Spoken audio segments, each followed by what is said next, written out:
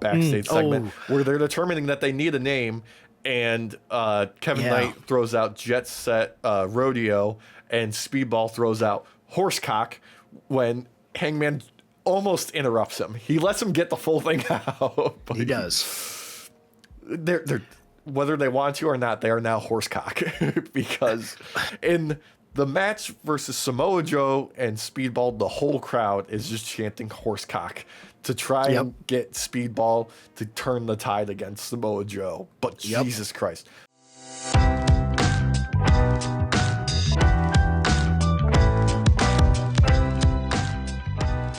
It's kind of on brand. It's very... It doesn't have to make sense.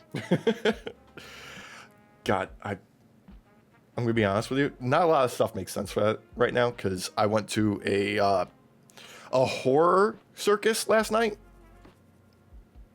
Oh, okay. Yeah. How was that?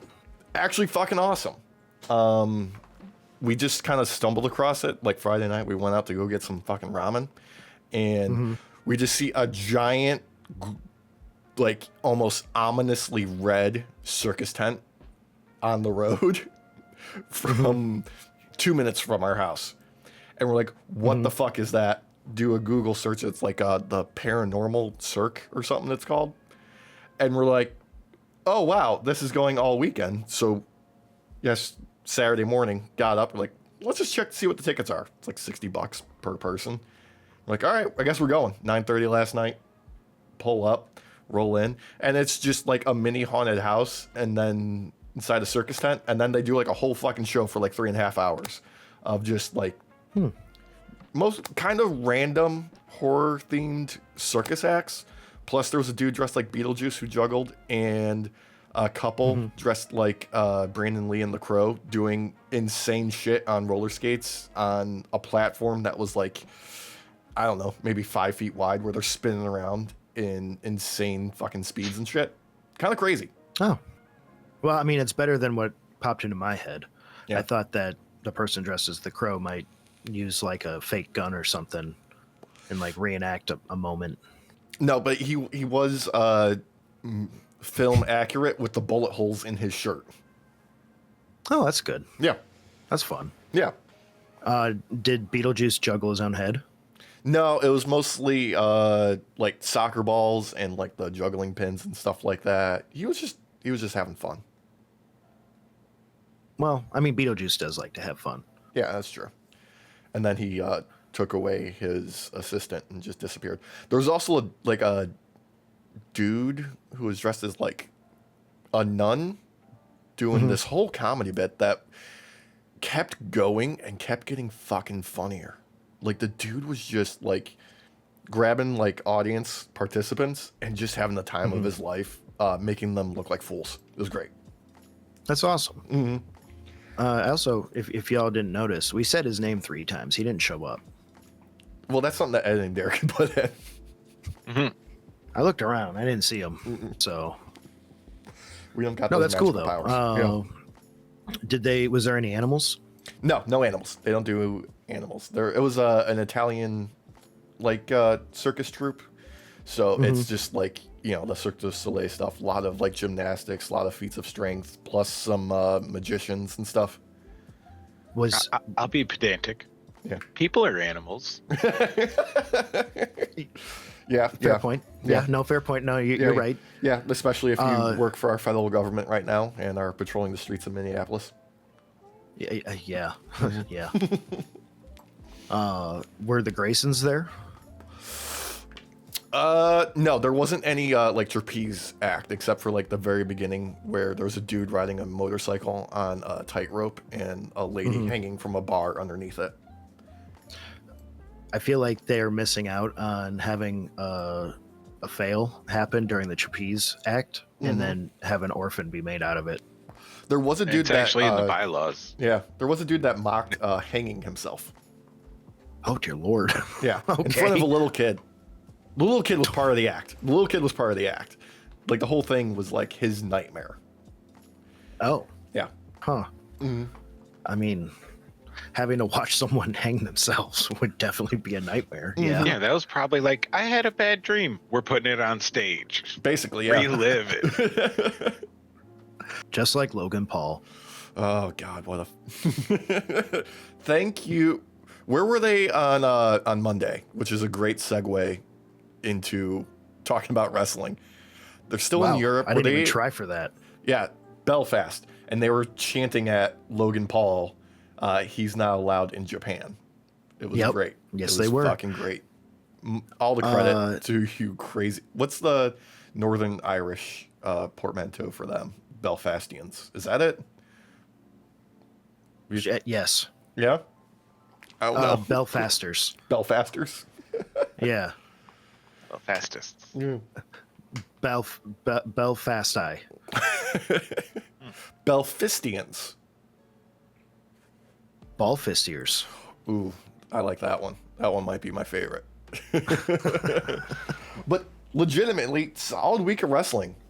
Yeah, actually. I don't have a lot of, like, unless we're being like hypercritical, like critiques. I enjoyed pretty much everything this goddamn week. I'm not seriously disappointed in anything except for WWE's Unreal series. I just finished the season. Yeah, because they make themselves look like a bunch of fucking jokes. Well, they're setting... Okay, yes, they are. Yes, and they're also being really mean to Bulldog. Road Dogg? Or Road Dogg, sorry. Yeah. But they're setting us up for an LA Knight victory at the Rumble or something. Like, Yeah. with how much they screw him over. Like, they actually put it in Unreal and made a bit out of it. So, Like, legitimately, him and Seth messed up the finish for Money in the Bank in their eyes of what they wanted. And then they just show him being admonished backstage by Triple H. For what reason? Walsh, have you seen the Unreal series? I have not. Okay. Okay. So remember how in GM mode, if you don't put a title on the line every week, Triple H admonishes you in the game? He yells Or at if me you, every week. Yeah. Yeah. Or like if you're not setting up like good match types or like matchups, he'll just bitch at you. It's the same thing, but it happened to LA Knight after the match where Triple H is explaining why they should do different things and why it would have been good for the show. Yeah. As if he didn't know they were supposed to do those and they just fucked up and kind of had to make a call on site and in the moment, you know, with a few things because a couple of spots got fucked up. This was Triple H truly admonishing him. Like, that was real, right? They're now making a bit out of it. Not only that, they did that. They spent quite a bit of time on that. They spent zero time with anybody talking to Zelina backstage after she busted up Chelsea's nose on that shit ass 619. And oh god, I remember us talking about this too. This match. It's why it was so fresh in my mind when it popped up. I was like, oh yeah, we've talked about this match and how bad it was and how like Zelina should not have taken the belt. Because like that 619, I don't know if you remember, Walsh. She goes to do the 619, gets hung up on the ropes. Yeah. And kind of like bounces backwards instead of getting her legs fully over to Chelsea, and then decides to snap kick her in the fucking nose. Yeah. Breaking With it apparently one for leg, like the 7th time. Dude, she was like, well, and she brings up in there too, like you can hear a crunch, and I was like, oh yeah, I've had my nose broken a few times. Yes, you do hear a crunch. You do hear crunch. Yeah. And then they spent like, oh God, so much of this is just fucking terrible. Like, there's that whole bit where they talk about R-Truth's contract expiring and Triple H trying to just like, no, this was like a negotiation tactic and stuff like that. And Truth rightfully being like, I thought I was just fired. Like, I thought they were just like, nobody said anything to me. And I checked like my contract's up, you know, this day. Are we doing anything? And they didn't say anything about it. No, they said to him, we're not looking to renew. Yeah. So what does that mean?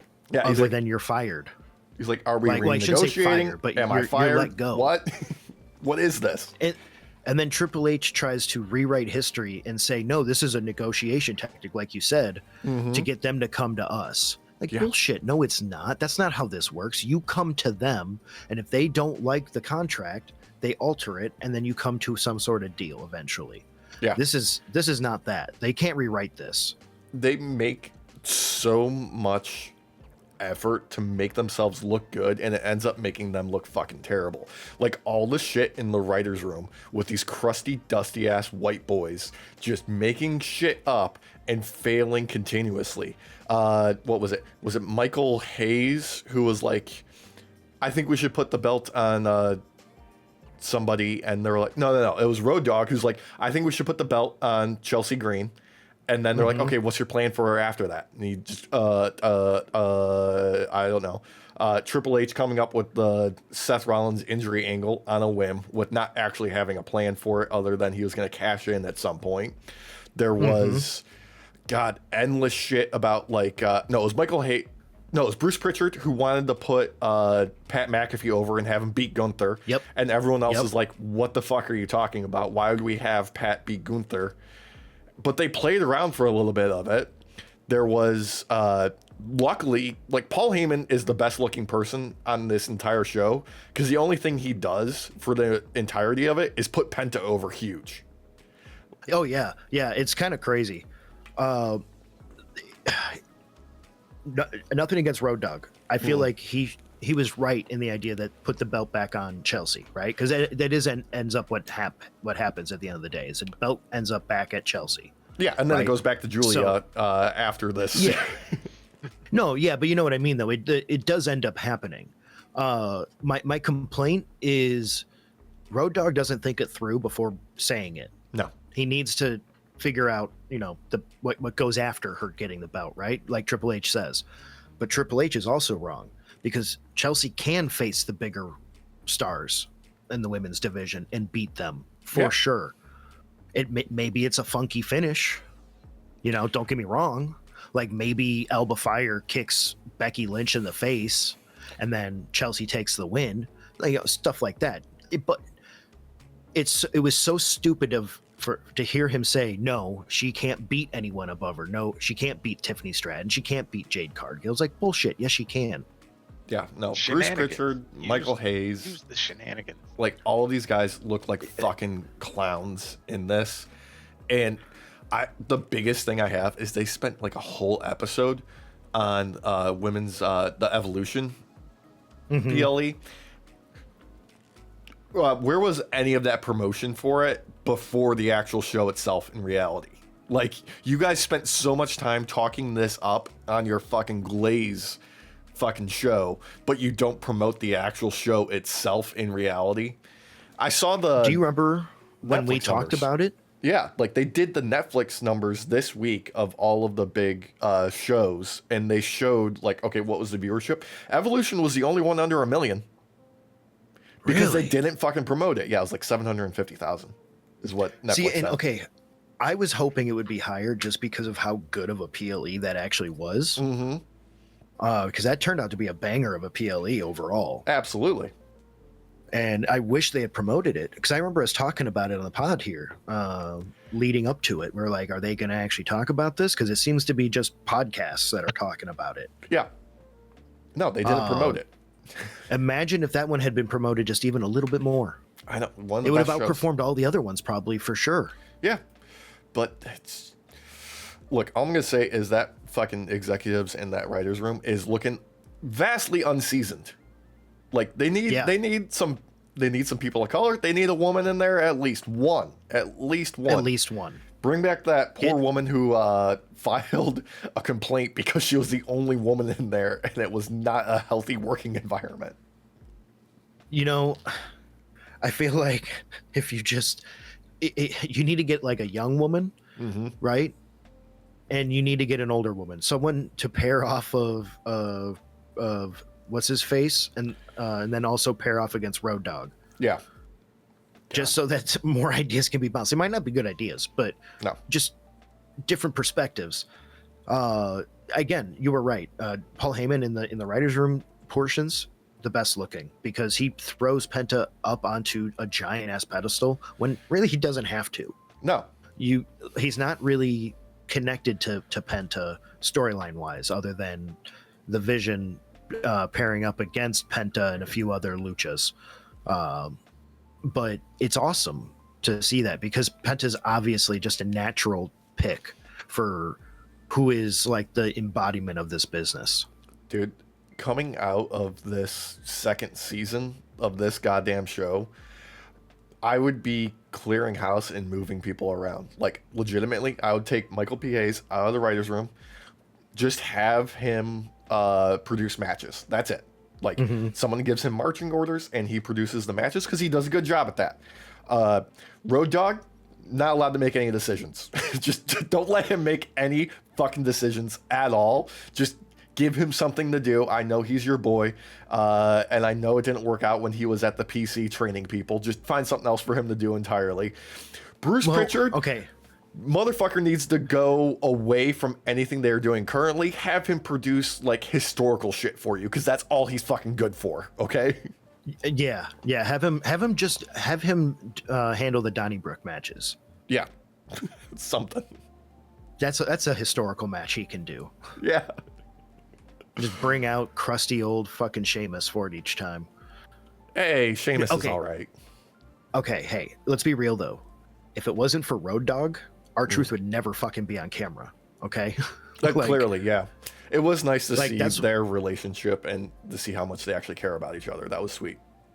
Yeah, it was. I feel bad for him, because it's like he takes every opportunity to put R-Truth over in the writer's room, and everybody's just basically like, fuck you. Fuck you, old piece of shit. Fuck you. You should die, old man. Like, Walsh, this is happening in the writer's room in every episode. Is someone literally just staring Road Dogg down across the table, like leaning over as hard as they fucking can, be like, die, old man. You're a fucking piece of shit. You can't come up with anything good, you old man. It's real fucking bad. Also, there was that whole portion where Road Dogg was Walsh, like, I'm serious. It's like seriously what It's a fucking happens. hostile work environment. yeah. Like, there was the part where he's like, hey, Truth wants to cut his hair on screen for this thing with John Cena. And Triple H is just like, why?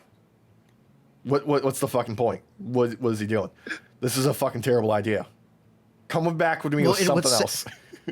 What's sad is Road Dogg clearly was told by Truth like the exact reason why he wants to do it, and he couldn't remember. Yeah. Like in the moment being put on the spot. So he's like, it's meaningful. It means something. And I'm like looking at the TV and I'm like, him cutting his dreads is a big meaningful moment. It's a big change of life moment. Like that means something here. Like I get it, but he couldn't put it across, and fucking Triple H is like, fucking spit it out, old man. What the fuck does that mean? Fucking cut his hair on TV? Well, should I cut your hair on TV?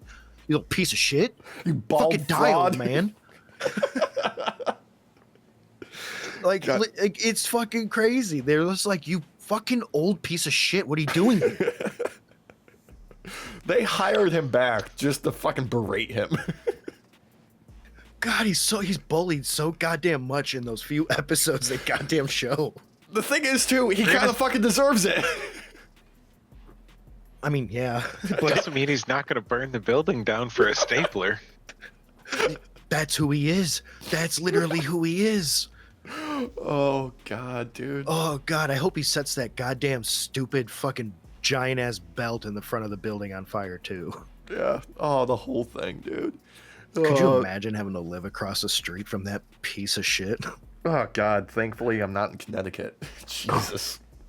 Yeah, Walsh, this is like a giant fucking belt in front of the building. This like 3-story fucking building surrounded by skyscrapers. Like, I would hate to like go look out my window and look down and be like, what the fuck is this? Dude, I've seen so much of their offices just with like backstage shit. Like, they have a hallway where they just have like every belt that they've ever made in existence just suspended from the ceiling. 'Cause Yeah, why I've seen not? that. Yeah, the Why not? yeah, like the 3-story tall fucking artwork of Andre the Giant just slapped on there in the like Yeah. front office and shit. Like, just the insane gym that they have. They have an insane workout facility there. That's just like, there are pieces of equipment that, you know what? It's the fucking meme of like, I don't know how this works. Like, and you gotta wait until there's nobody else in there to figure out how it works, because you look like a complete jackass. Being like, where's my Someone leg go? comes in. Someone comes in a half hour later. You're like strung up, like help, help. They're like, how the hell did you fuck up this leg press? exactly it. That's exactly it. Oh God. Oh. Yeah, but if you haven't seen Unreal, check it out. It's it's a piece of shit. Like, yeah. It's I'll admit, drama wise, I think it's great for helping tell some storylines that you want to tell that are a little bit harder to do week to week with a live programming. It kind of sets the tone a little bit. So there are some good points to this show overall for being able to put forward stuff. Yeah, absolutely. No denying that. They also have an amazing editing team because they put in some legit, like, fantastic sequences. I think it was like the Money in the Bank match with the men. They did some really, like, the same thing like they did with the Rumble for the last season, where they just did this awesome sequence of editing that just is one of the coolest fucking things. Walsh, do you remember that dog water match between Becky Lynch and Lyra Valkyria? Oh God, I forgot about this portion. Just the absolute dog water of a fucking match where she tries to take the IC title back from Becky, and it's just fucking. This was like Botchamania Central. Yeah, the one with the zip ties. It was the one with the zip ties where she pulls her hand out and then tries to put it and then puts it back in on the camera and shit. Like everything that could go wrong went wrong, right? I remember I did watch it, but I think I'm blocking out most of it. For good reason. They, with the editing team, they made that match look fucking good. Although they did spend a good portion of time being like, here's what went wrong. And everybody just showing everybody backstage losing their shit in Gorilla being like, the fuck is she doing? Why are you doing this? No, why are you trying to... We went over this. Just go underneath the ring like we planned for you to get those zip ties off because there's somebody waiting down there to cut her out of them. She's meant to make it look like she breaks it on the ring, like the structure, I guess. And there's someone under there that's gonna like snip it so it's like very loose and she just can just go snap real quick. Yeah. Didn't happen. Then she tries doing it on the fire extinguisher and she's like, like it's sharp enough. No, it's not. It's not sharp at all. Those are rounded edges. Yeah. Oh God. So you don't hurt yourself while you use it.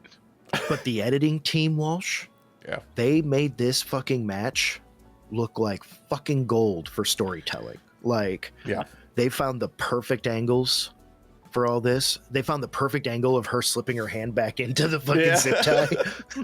Oh my God. Like staring at the camera while she does it.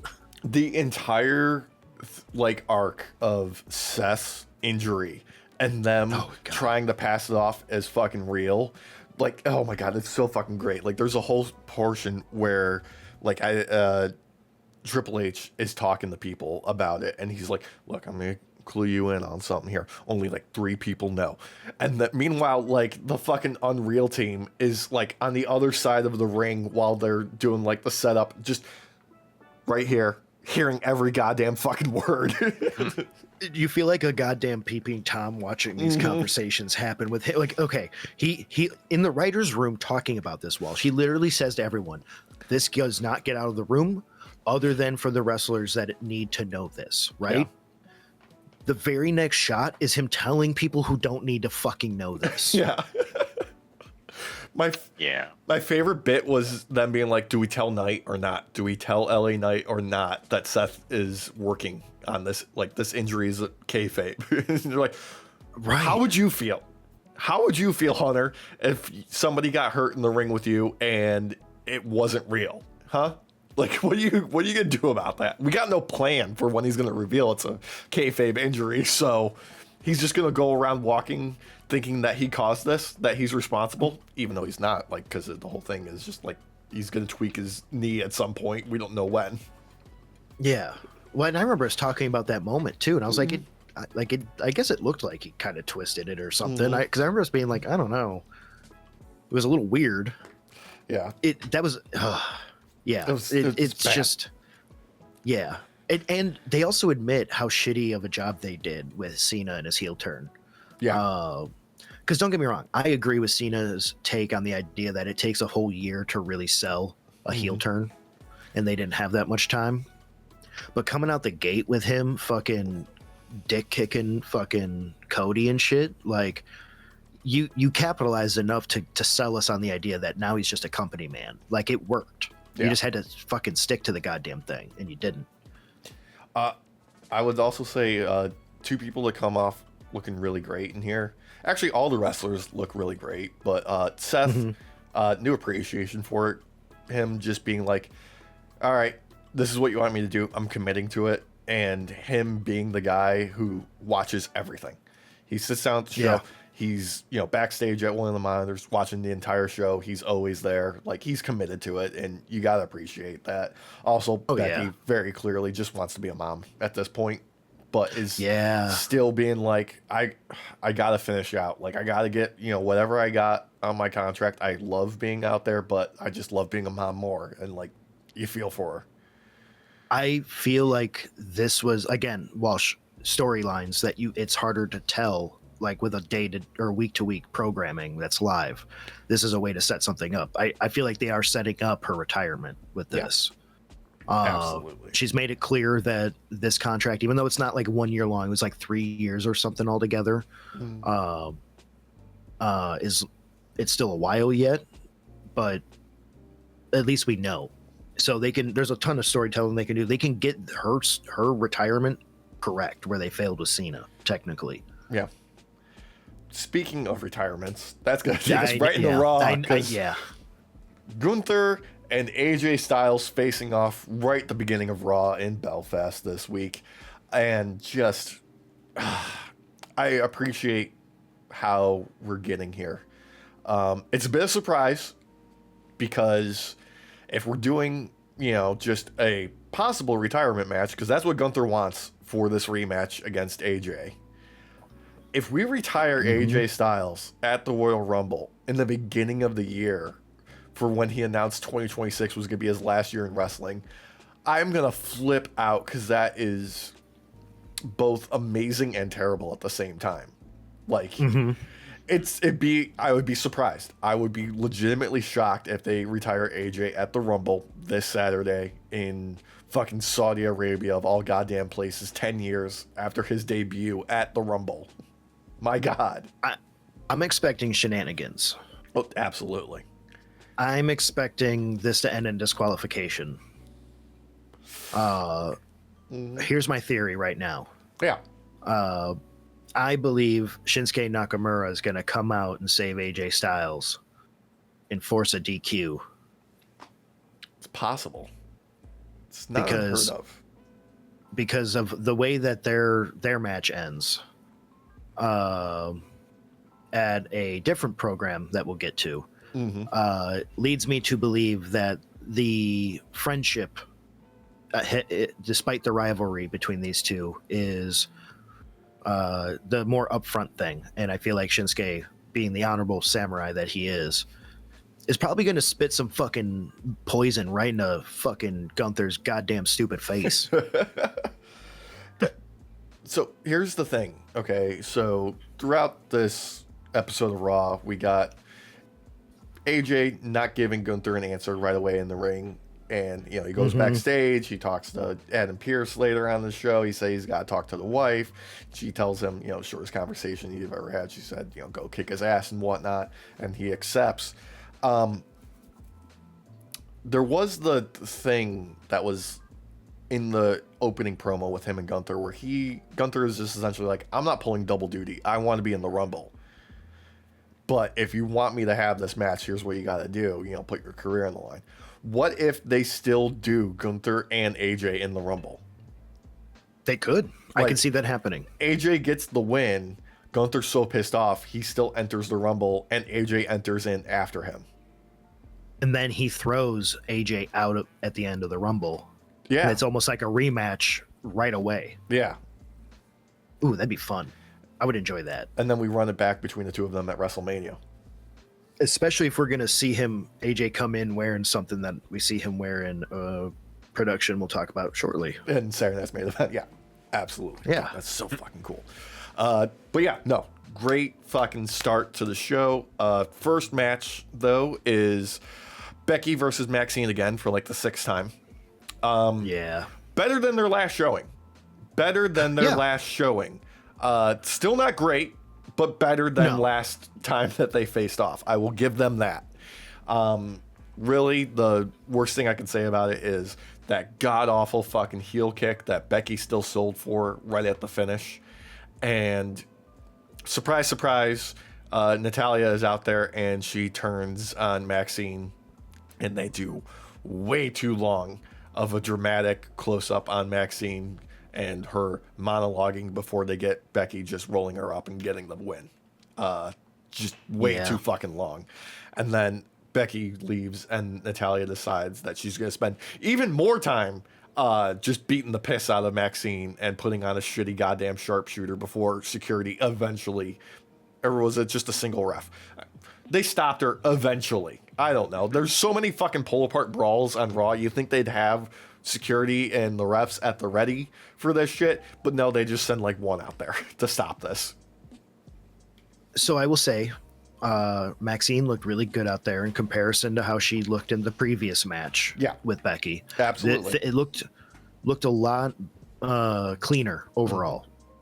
This wasn't an amazing match or nothing, but it was a lot better. Becky was not having to pull as much weight as she did the previous time. Yep. I think probably partly because Natalya was out there. Yeah, they knew that they had to rely on like the fucky finish, so they were like, we don't have to try and do too much. Right. Okay. My big complaint about this is everything took too long. Not the match itself overall. Like everything I like else the timing of the match. Yeah, like the rest of it, just you could have cut that close up moment down to like just maybe 5 seconds max. Yeah, it was like 15, yeah, maybe 20. I don't know. It felt like an eternity. I was getting flashbacks to when Finn fucked over Damian Priest, and they did that better, where Damian Priest was like distracted properly, but like, fuck you, I want to get Finn's ass, and that's what cost him, the actual match. Like that made more sense, that of dragging that out, because that was at least entertaining, of like Damian Priest struggling to try and get his hands on Finn, who's just on the outside of the ring, like just basking, laughing his ass off and shit. Yeah. This not so much. Not so much. I mean, I was fine with the idea of it overall. Like Nat turning on her makes sense. Nat sees her as weak. Nat right now is in this like predator versus prey kind of mentality.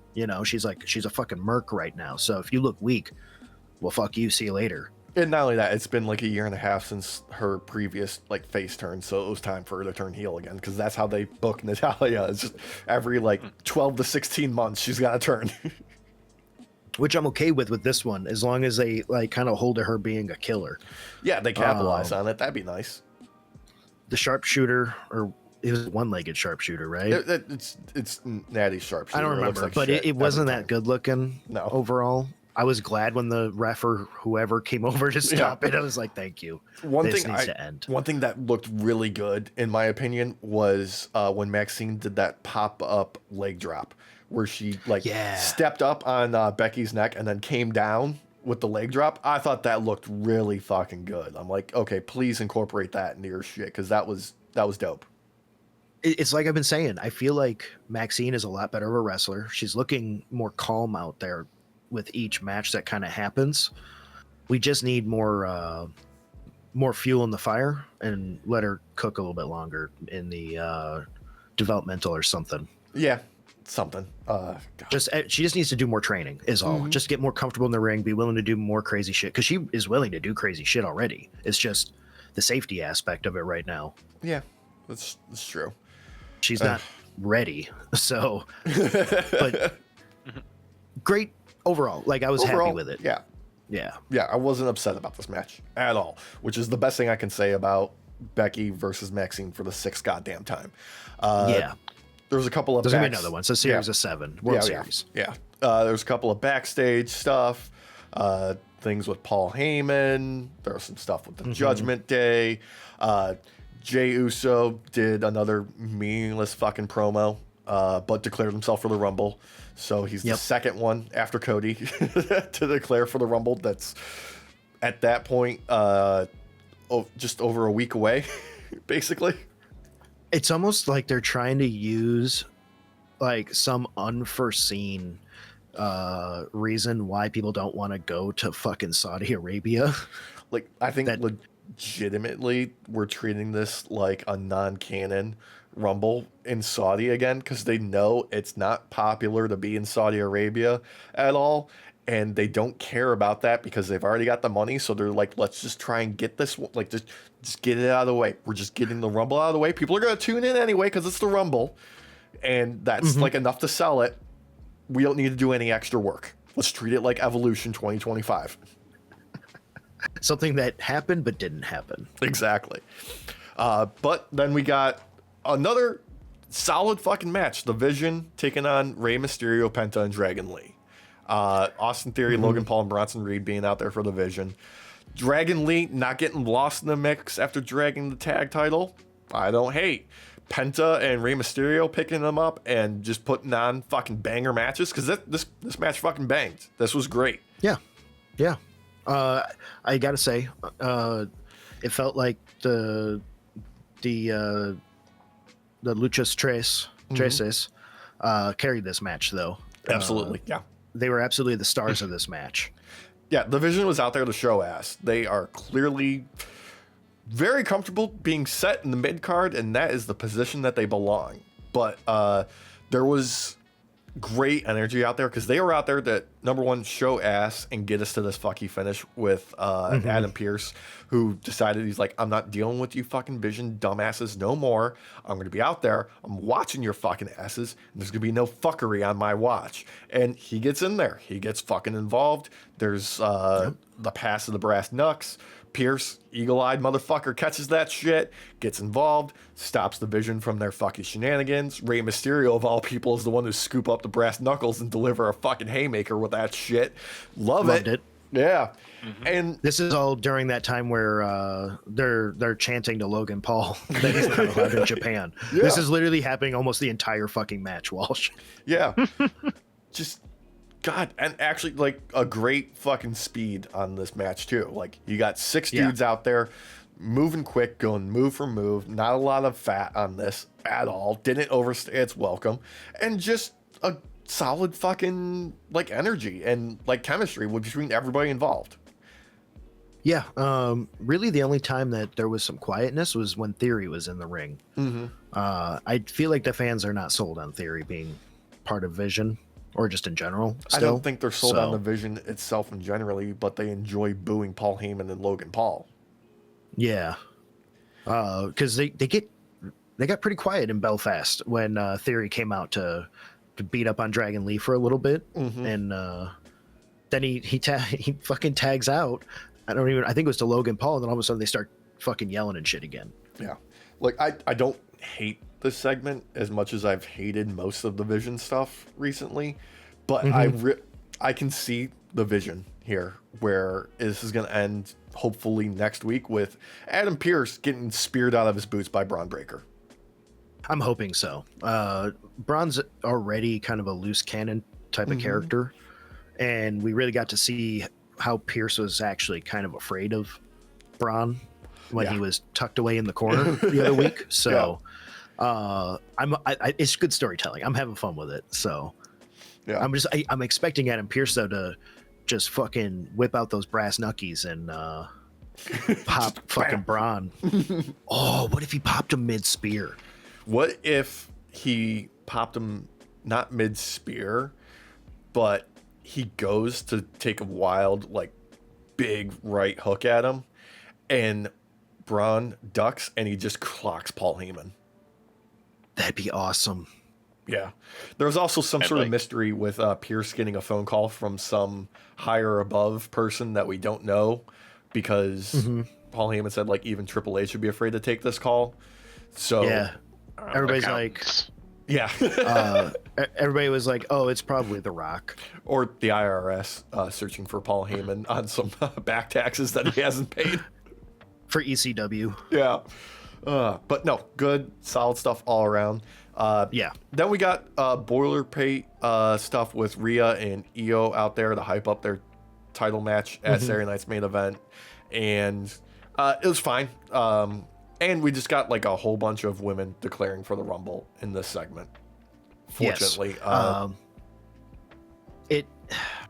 The boilerplate Milk Toast, exactly right with this. This was just very much like, hey, we're here to remind you that we haven't officially said that Io and Rhea are a couple, but they are. We're going to watch them rub face and stuff for like 3 minutes straight with close-ups. Yeah. And then we'll bring out fucking Roxanne and fucking what's her face and Liv. Thank you. Yep. To come out and kind of reheat that rivalry between Liv and Rhea, despite the fact that it was also reminded to the people that they were once a tag team as well. Yeah, I think Liv did good here, like kind of laying out that like, no, Rhea's gonna betray you, like she did to me. Like Liv having a memory of like, no, we were champs too. Guess what happened? Left me just beat up and broken. It hit all the notes that you need to hit. Like it just hit everything as you need to. And then everything is left with another reminder that Io and Rhea are more than just roommates. Yeah. Just gal pals. Yeah. Just gals being pals. Owning a bookshop like together in Portland. Driving Subarus. Having 2 cats. Yeah, adopting cats. One named Spencer and the other Felix. Felix is a hairless and always has to wear a sweater, even in the summertime. Yeah. Oh God. Don't forget his little hat. Yeah. Of course. Oh, yeah. You need a little hat. You need a little hat. The ones where like it covers the ears and it's got little points like that. Yeah. It's adorable. And then for fun, they have the newsboy hat. Yeah. Yep. After this, we had, for some reason, a backstage segment with Bailey and Lyra also declaring for the Rumble. I don't know why we couldn't mix them up with everybody else in the ring. You know? I feel like that was probably like misplaced. It would have been cleaner if they just all did it at the same time and would have hyped it up a little bit more, because it's like, oh, now they're also involved instead of it. I feel like they had a segment there originally that wasn't able to happen, so they had to like freeball it, like just fucking audible it and pull them away from there and do it as a backstage instead. Because it felt like that should have been done at the same time with Rhea, Io, Liv, and Roxanne. Like, but for some reason, they decided this was another time to have Bailey talking to herself again. I was kind of hoping we dropped this, you know? But no, we're still doing Bailey's unstable storyline, I guess. I guess they've always kind of been doing it to some degree, because she's been acting like super hyper and then super down. Almost like she suffers from like deep depression and spins back and forth between the different emotions. It's my least favorite thing. I don't know. I hate it. I don't like it. Yeah. Speaking almost of things like we don't like, we've got El Grande Americano versus Javon Evans, who had a damn good showing against Bravo last week, and unfortunately, just like a real confusing bit of business here, because starts off, pretty standard, straightforward. Then we have Javon do like a springboard clothesline, go to commercial, come back, Javon's on the floor, El Grande Americano's in the ring. It just goes to a no contest, but declares El Grande Americano the winner. Javon's injured. Not quite sure what happened here. So maybe it was different on my end to some degree. Javon jumped out of the ring and landed weird on his ankle or on his foot, and it looked like he might have maybe sprained his ankle. It didn't look like a break because it didn't like snap or nothing. It just kind of twisted a little. Yeah, but it was weird because when we came back from like commercial and stuff, he was leaving like holding his like pec. Yeah. I know. I know. Yeah, no. So very curious what was happening. I think he had two different injuries, because in the match itself as well, El Grande Americano was kind of slow, kind of tired. You could tell, because he had just done AAA a few days prior and had to fly from Mexico back all the way out to Belfast. Oh my God. I saw that clip from his match against Vikingo, where he's like, they're doing something in the corner, and El Grande Americano in English is telling the ref, tell him to lay off my fucking neck, okay, please. And then Vikingo just what'd you say? And turns around and just kicks him right in the fucking neck after that. Right in the neck. Fucking It was a great match, though. Oh, yeah. But that's the thing, though. He did an amazing match in Mexico City, flew to fucking Belfast, and then had to do a match immediately. Like, I don't think that dude... I think he probably only slept on the plane. Probably, yeah. Oh, okay. So, like, it was very much not a good match to really do with that timing. It was still a good match overall. It was like you were just hitting those notes, like where El Grande Americano was like just being safe enough.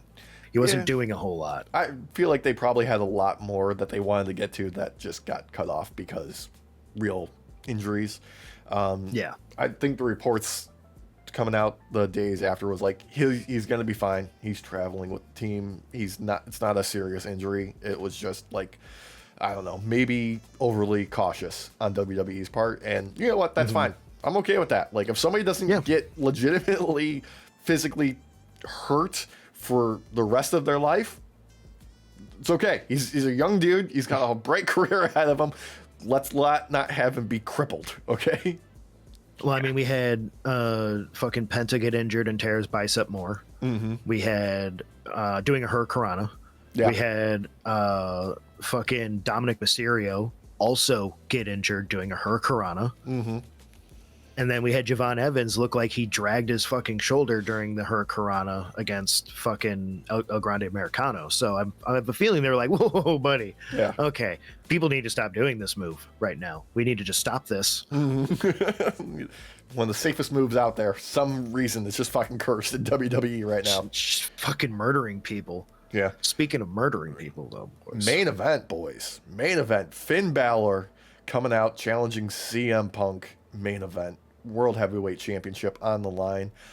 Fuck, dude. This match fucked with a capital F-U, dude. Got to put over something real quick. There was a segment that was during the commercial break after Punk made his entrance. He was chirping with the crowd. He was like, I saw footage of him just like, no, I'll come out there and whoop your ass, fat boy. Like really turning up the heel heat because he knew. Yeah. He knew they were going to be on the side of Finn to begin with. And he's like, I'm going to get the fucking pop from my entrance. I'm going to have people on my side. I just got to target a couple of pockets to turn the tide very early on and we'll be fucking set. And he was loving this. God, both of them, top fucking form. Top fucking form. The pop for Finn, man. Busting out his fucking OG music, dude. OG. Dude. So loud, he missed the timing of it.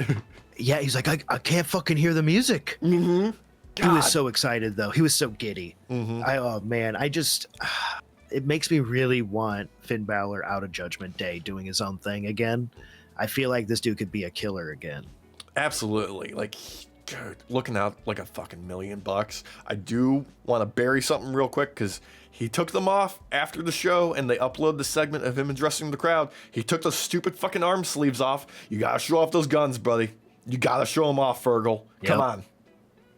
Or if you're going to have them, take them off in the match and strangle someone with them. Yes. Oh, that's good. I like that. That'd be a good thing for him to do. It's not a foreign object. He walked out there with them. They let him in with them. They let Logan Paul fucking whip somebody with a belt. Yeah. They let that one guy who has asthma fight and use his inhaler in between matches in the UFC. Yeah, why not? And then Dana White called him all pissed off, and he was like, brother, I use that to breathe. Fuck you. It's steroids. Yeah. From my lungs. Yeah. God, but I had all the time in the world for this match. It was great. Exactly what it needed to be. Both of them work amazingly well together. It was such a damn shame it took this long for them to have a fucking match. Yeah. I feel like these two could have an amazing rivalry if you let it still keep cooking. Like this loss here could be the beginning of something for Finn to keep pushing forward and take the belt off of fucking Punk. I would fucking love that. I would love it. Have Finn win the Rumble. Go after Punk. Yes. Dude, fuck yeah. Fuck yeah. Dude, here for that. Yes. If you at home forgot why Finn Balor has been in the WWE for so long and it has many accolades that he does, watch this fucking match. Like, this match alone tells you why this dude is a main eventer. Yeah. This match fucked so goddamn hard. and Punk sold the was it the first coup de grace real hard. Dude, he crumples so goddamn good. Like he takes Dude. that and he just like just like ragdolls himself when he's already on the ground. He made a sling blade look like a fucking finisher. Oh god, yeah.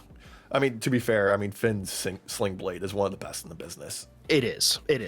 It's the only one that rivals, or if maybe can surpass on certain nights, is Penta.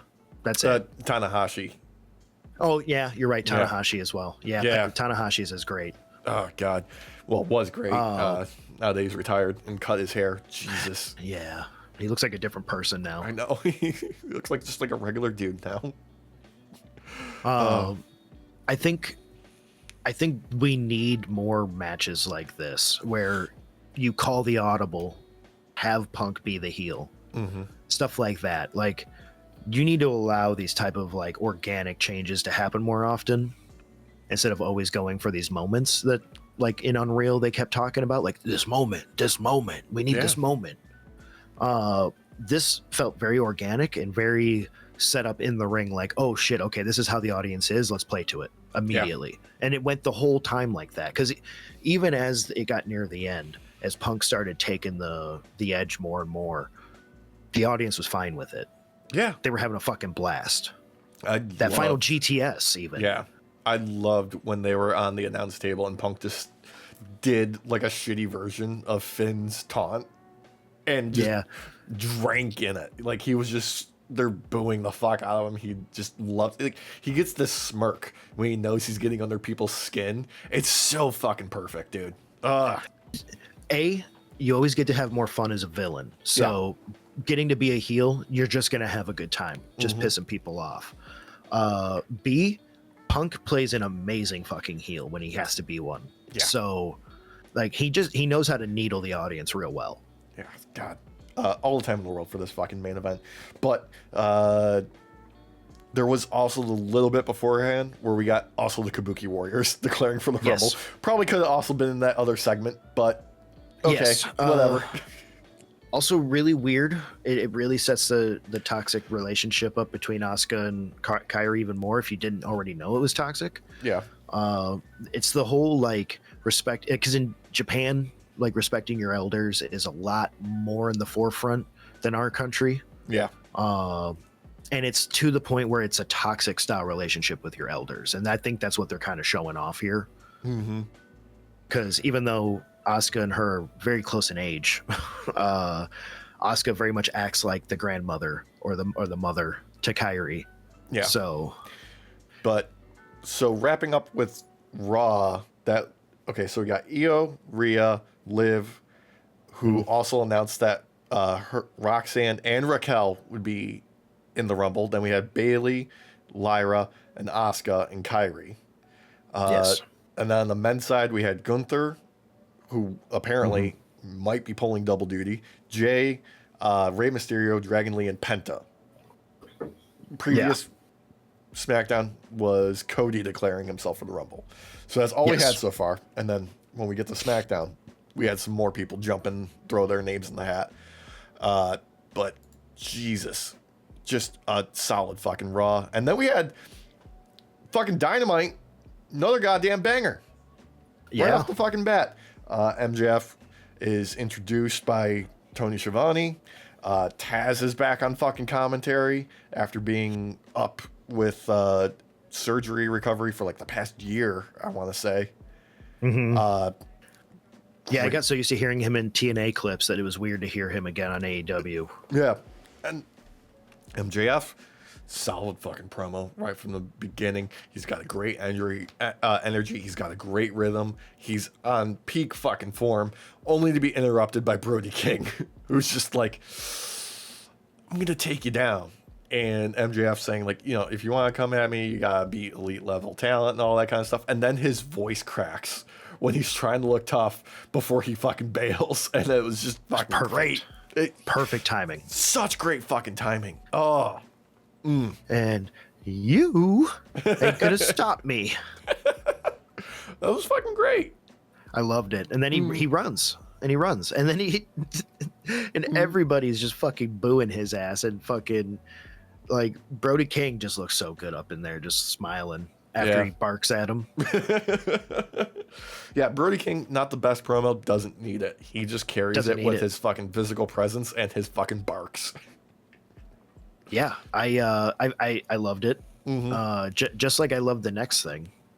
Was it Samoa Joe versus Speedball Mike Bailey? Yeah, I thought you were referring to the new Trios Champions backstage segment where they're determining that they need a name, and Kevin Knight throws out Jet Set Rodeo, and Speedball throws out Horsecock when Hangman almost interrupts him. He lets him get the full thing out. He does.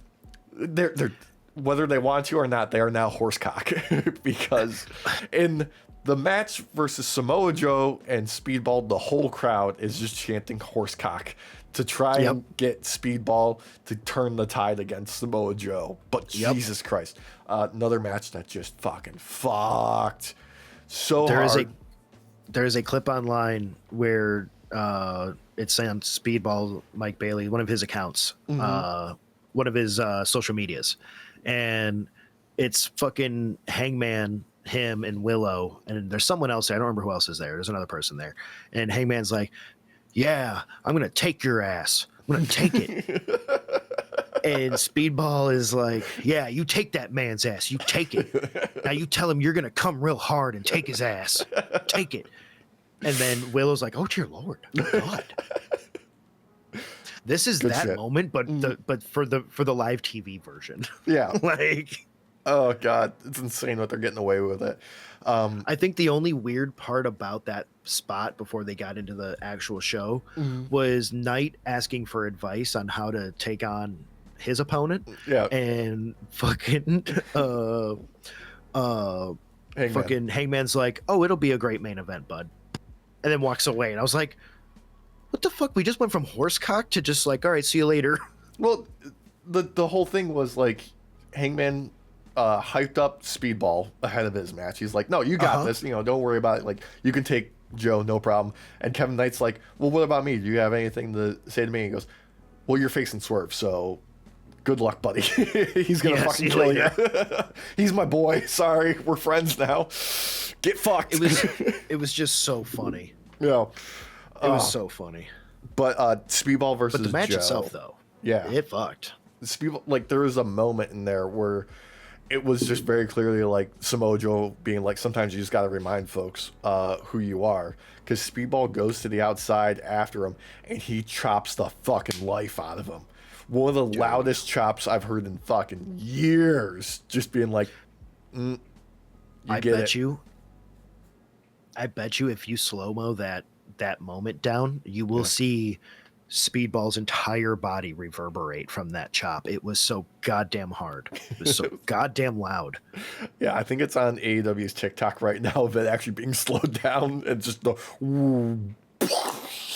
dude, he destroyed him with it. There was other moments where he definitely hit Speedball, and Speedball was like, "You know what? I'm going to sell the shit out of this."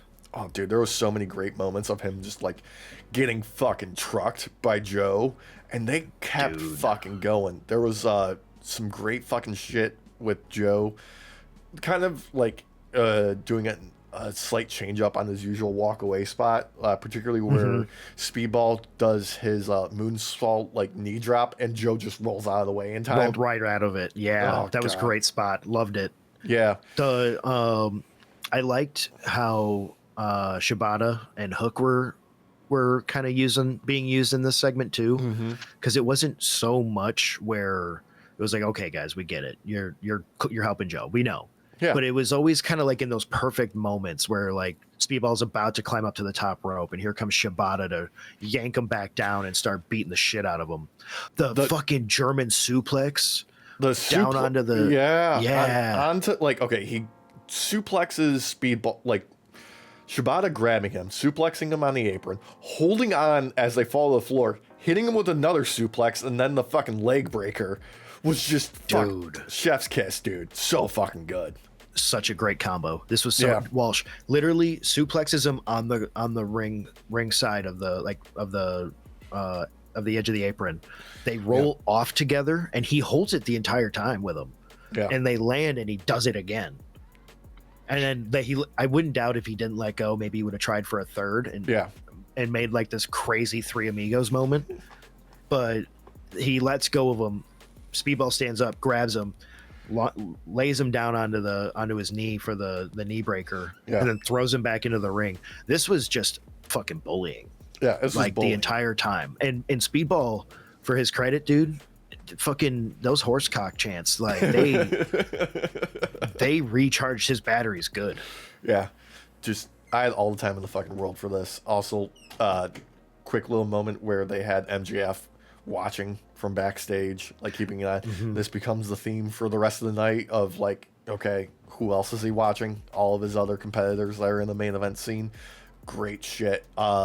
Then something I was not prepared to really love, but instead turned out to be fucking fantastic, was the street fight between the Death Riders and the Don Callis family, represented by Mox, Yuta, and Garcia, taking on Murder Hawk Monster. Who else was out there? Fuck, who's the other? Hechicero and Rocky Romero. Hechicero was out there. Yep. And just, dude, just a fucking blast. This was a fucking blast. I had so much fucking fun with this. There was shenanigans all around. Don Callis being on commentary, and him and Taz have great fucking chemistry where they just love hyping each other up on who can be a better fucking shit ass motherfucker. I love that at one point during the match, Don Callis is like, Taz, I'm glad you're around and back, because unlike the others here, in the last year or year and a half, you've been in the ring at least, so I can talk to you on an equal level. Yeah. So fucking great. Fucking hell. This match was a banger. Like right off the bat, Mox just goes right after him. The Death Riders are like, fuck this. This is a brawl. We're having a brawl. Yeah. Everybody's fighting everywhere. Fucking Garcia and Hechicero basically just stay on the ramp like 90% of the time. Right in the beginning, he gets him in a fucking like ankle lock, and Hechicero's tapping out. I don't think the bell had even rung officially yet. No, it did. No, it did. Did? The bell rung right as Mox ran into what's his face, Lance Archer. The bell rang. Yeah. Yeah. Okay. And then Okay. the bell rang. Yeah. The ref didn't see the tap out though.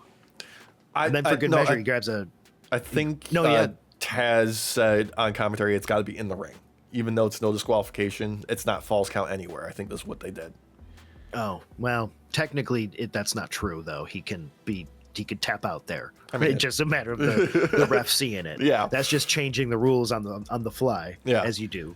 So many fucking hype moments in this match. Lance Archer was a motherfucker. Yeah, him getting put through the table by Lance Archer on the announce table exploded fucking perfectly.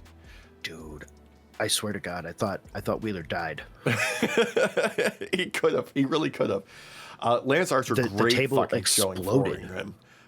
There was the moment where Marina tried to get involved, and he grabbed her for the choke slam, and she turned it into a fucking triangle choke on him. Yeah. Which then led to Mox hitting him with a fucking stomp. Fucking great shit. Oh no, it was the cutter. He did the stomp later to Rocky.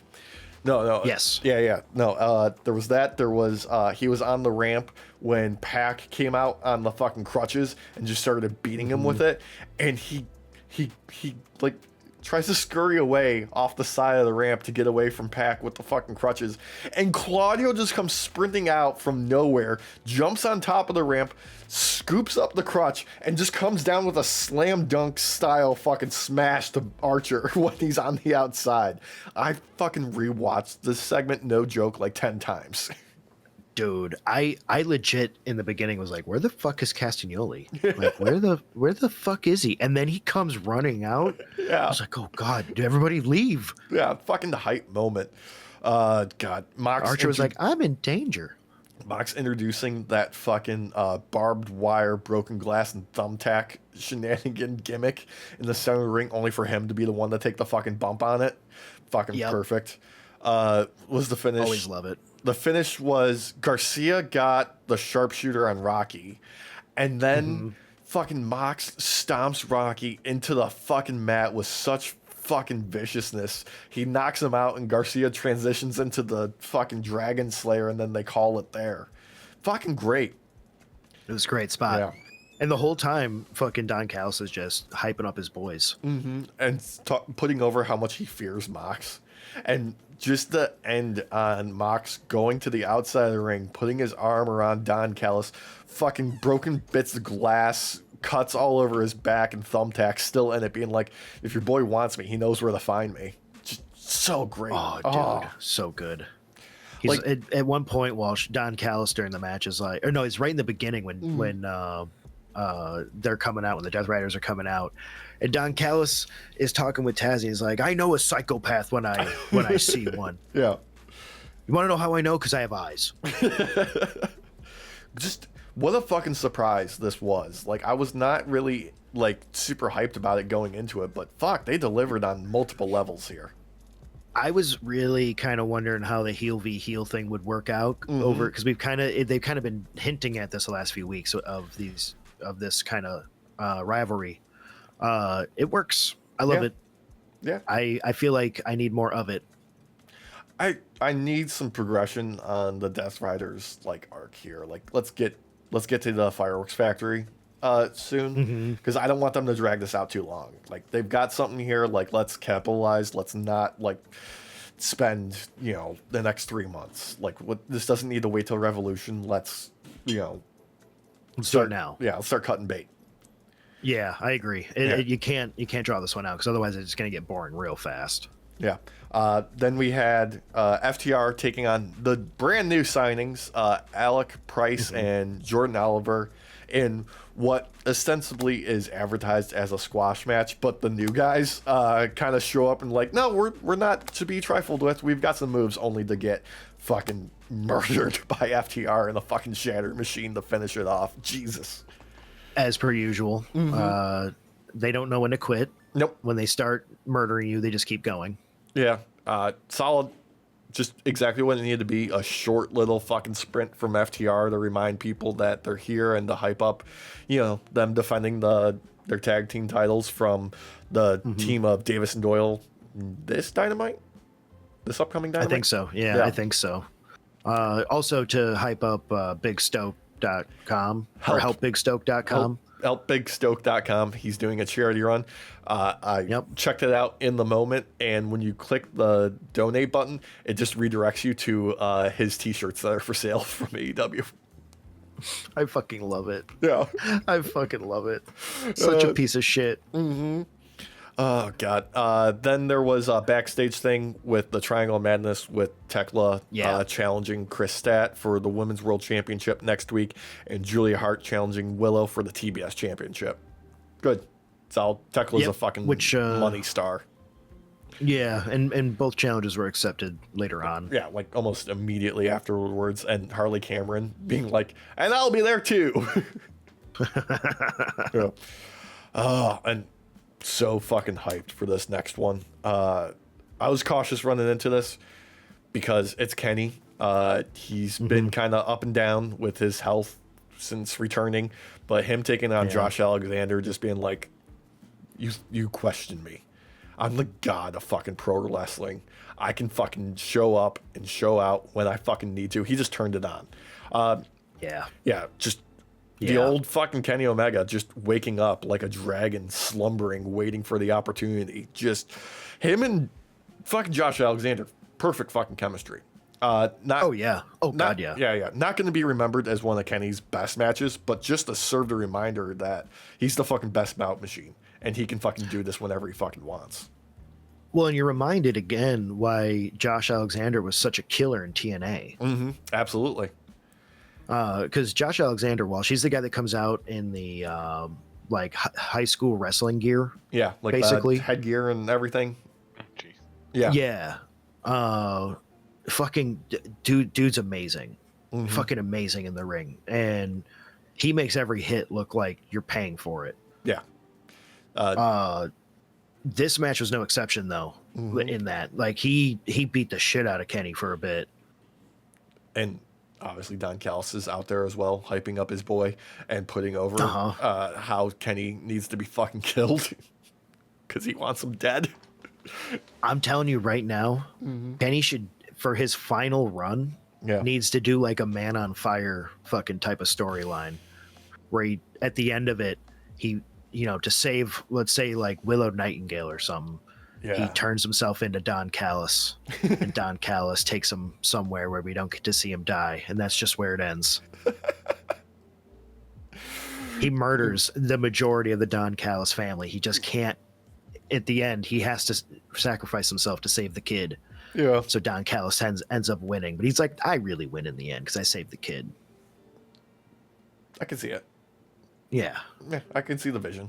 It's out there. And then we'll just always have like a burial plot everywhere, every show that says Kenny Omega. Till one day. A question mark. Oh, we could have an AEW version of Marvel Zombies. Yeah. He could sell it. I believe it. I would love it. Yeah. Overall, I could see them running this back sometime in the future. Oh, God, yeah. Like, if they strap Kenny up with, the world title, like, I could see Josh Alexander being a viable, like, first title defense. Absolutely. Oh, dude. Honestly, fucking Josh Alexander's a sleeper, dude. Mm-hmm. People don't, like, I think it's because of his gimmick and him being enveloped in the giant Don Callis family. He doesn't stand out as much. I think it's just because there's that much fucking talent on the roster. I agree. Yeah, I agree. It's just, god damn, that dude, he's amazing. Yeah. Like, I don't know how else to put it. Yeah. Like, if you put him in TNA again, he would literally just be the main champ all the time. Just all the time. Absolutely. Also, there was MJF also watching this match backstage, continuing the theme that he's keeping an eye on all of the, main competitors that he's got. After the match, Kenny grabs a mic, calls out Don Callis saying, like, you don't have anybody on my level in your entire fucking family. And I'm healthier than I've ever been. I'm more motivated than I've ever been. Nobody can fucking touch me. Good night, goodbye, bang. All that. Oh, just hitting all the right notes. Now I must bid you adieu. So good night and goodbye. Bang. Bang. Love it. Yeah. I just wish they always kept Kenny for the end of the show, because that to me is like, oh, okay, I can turn it off now. We're done. We're done. I must bid you adieu. Oh, God. What if they subvert that and he gets fucking jumped after he does that? Oh, what if he does the finger gun at the end and accidentally kills an audience member? No, that'd be Trick Williams and Randy Orton when they throw the mic into the crowd. So true. Yeah. So true. Next, they died. We got some tag team action. Timeless Love Bombs taking on Megan Bayne and a returning Penelope Ford. Yes. Yeah. Pretty solid all around. I want to put over huge this moment where Megan Bayne throws Mina to the outside, clears Toni Storm, unfortunately, but then follows it up with Penelope Ford also getting launched to the outside of both of them, which I loved. Fantastic bit there. Just so fucking good with how silly it was. Oh. I just feel like when Megan Bayne is in a match, it doesn't really matter the match type. It's going to be extreme. Yeah, she's going to launch somebody, and that's going to fucking rule. It just is what it is. Like, every match type for her is basically a backstage brawl. She's just like, I'm going to fuck you up, and I'm going to throw you 30 feet in the air. It's great. I fucking love it, dude. Yeah. Overall, no, this was a good match, though. Yeah. I really enjoyed this. Super fun. Yeah, and I'm glad Bayne and Ford defeated Mina. Yeah, and, with a little bit of help from Marina Shafir. Still keeping up like the mega problems type of action. I like it that we're not just dropping them working together. Her trapping Toni Storm in the mother's milk for the finish, and Mina getting pinned. Good shit there. Good fucking fun shit. I feel like we need a trios belts for the ladies. Or just a more diverse faction for the women, like a bigger, like, because we only have one other women's trio in Triangle of Madness right now. So like, let's keep this going. Oh no, wait, no, we also have Stat, Willow, and Harley Cameron too. And Harley Cameron too. You're right. Yeah, there's enough. There's enough right now to technically do a trios belts. Just some trios action. Like, let's just keep it going. It's fucking good shit. Yeah. But yeah, no, solid all around. And then fucking main event, Swerve Strickland, Kevin Knight, in fucking banger match. Fucking great showing for Kevin Knight. Swerve reminding people.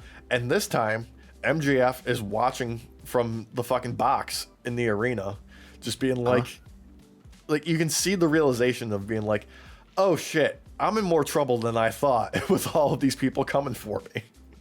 While she's sitting there literally watching while drinking wine. Like, he's just fucking up in the box seats, just fucking having a good old time.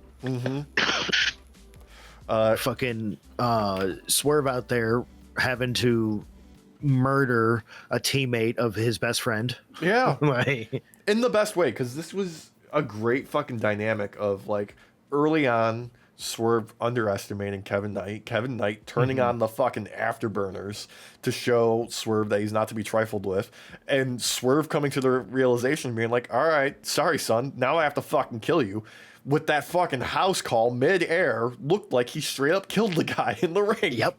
Yep. This was very much like young Superman facing old Superman, or like young Logan facing old Logan. This very much felt like Swerve back in the day having to face his older self. Yeah. And if I had to call anything for like the main event scene in AEW right now, if they turn Swerve heel again, I'm in for it. Like, oh yeah, he is very easily one of those dudes that can slide right back into, like, look, I'm not super happy about it, but I'll be an evil motherfucker if I have to get what I want. Like, just dude. He's like the Punisher. Like he's a Punisher style. Like, at least the character is a Punisher style kind of character, where he can go in between you enjoying him in what would be like a face role for the actions he's doing, and then being reminded that these same actions is why he's also a heel. Yeah, it's great shit, dude. I fucking love it, dude. Yeah. And I feel like MJF has every right to be fucking scared. He should be. He realistically should be.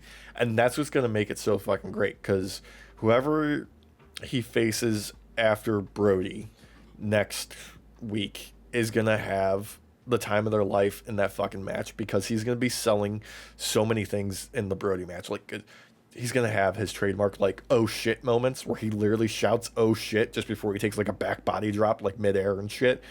Like, he's going to turn up, like, the Ric Flair antics in the ring, I feel like, where he's going to, be the cock of the walk, walking up into the ring, and then, like, 30 seconds in, he's going to be running around doing, like, heel, coward shit, chicken shit antics, and it's going to be fucking great.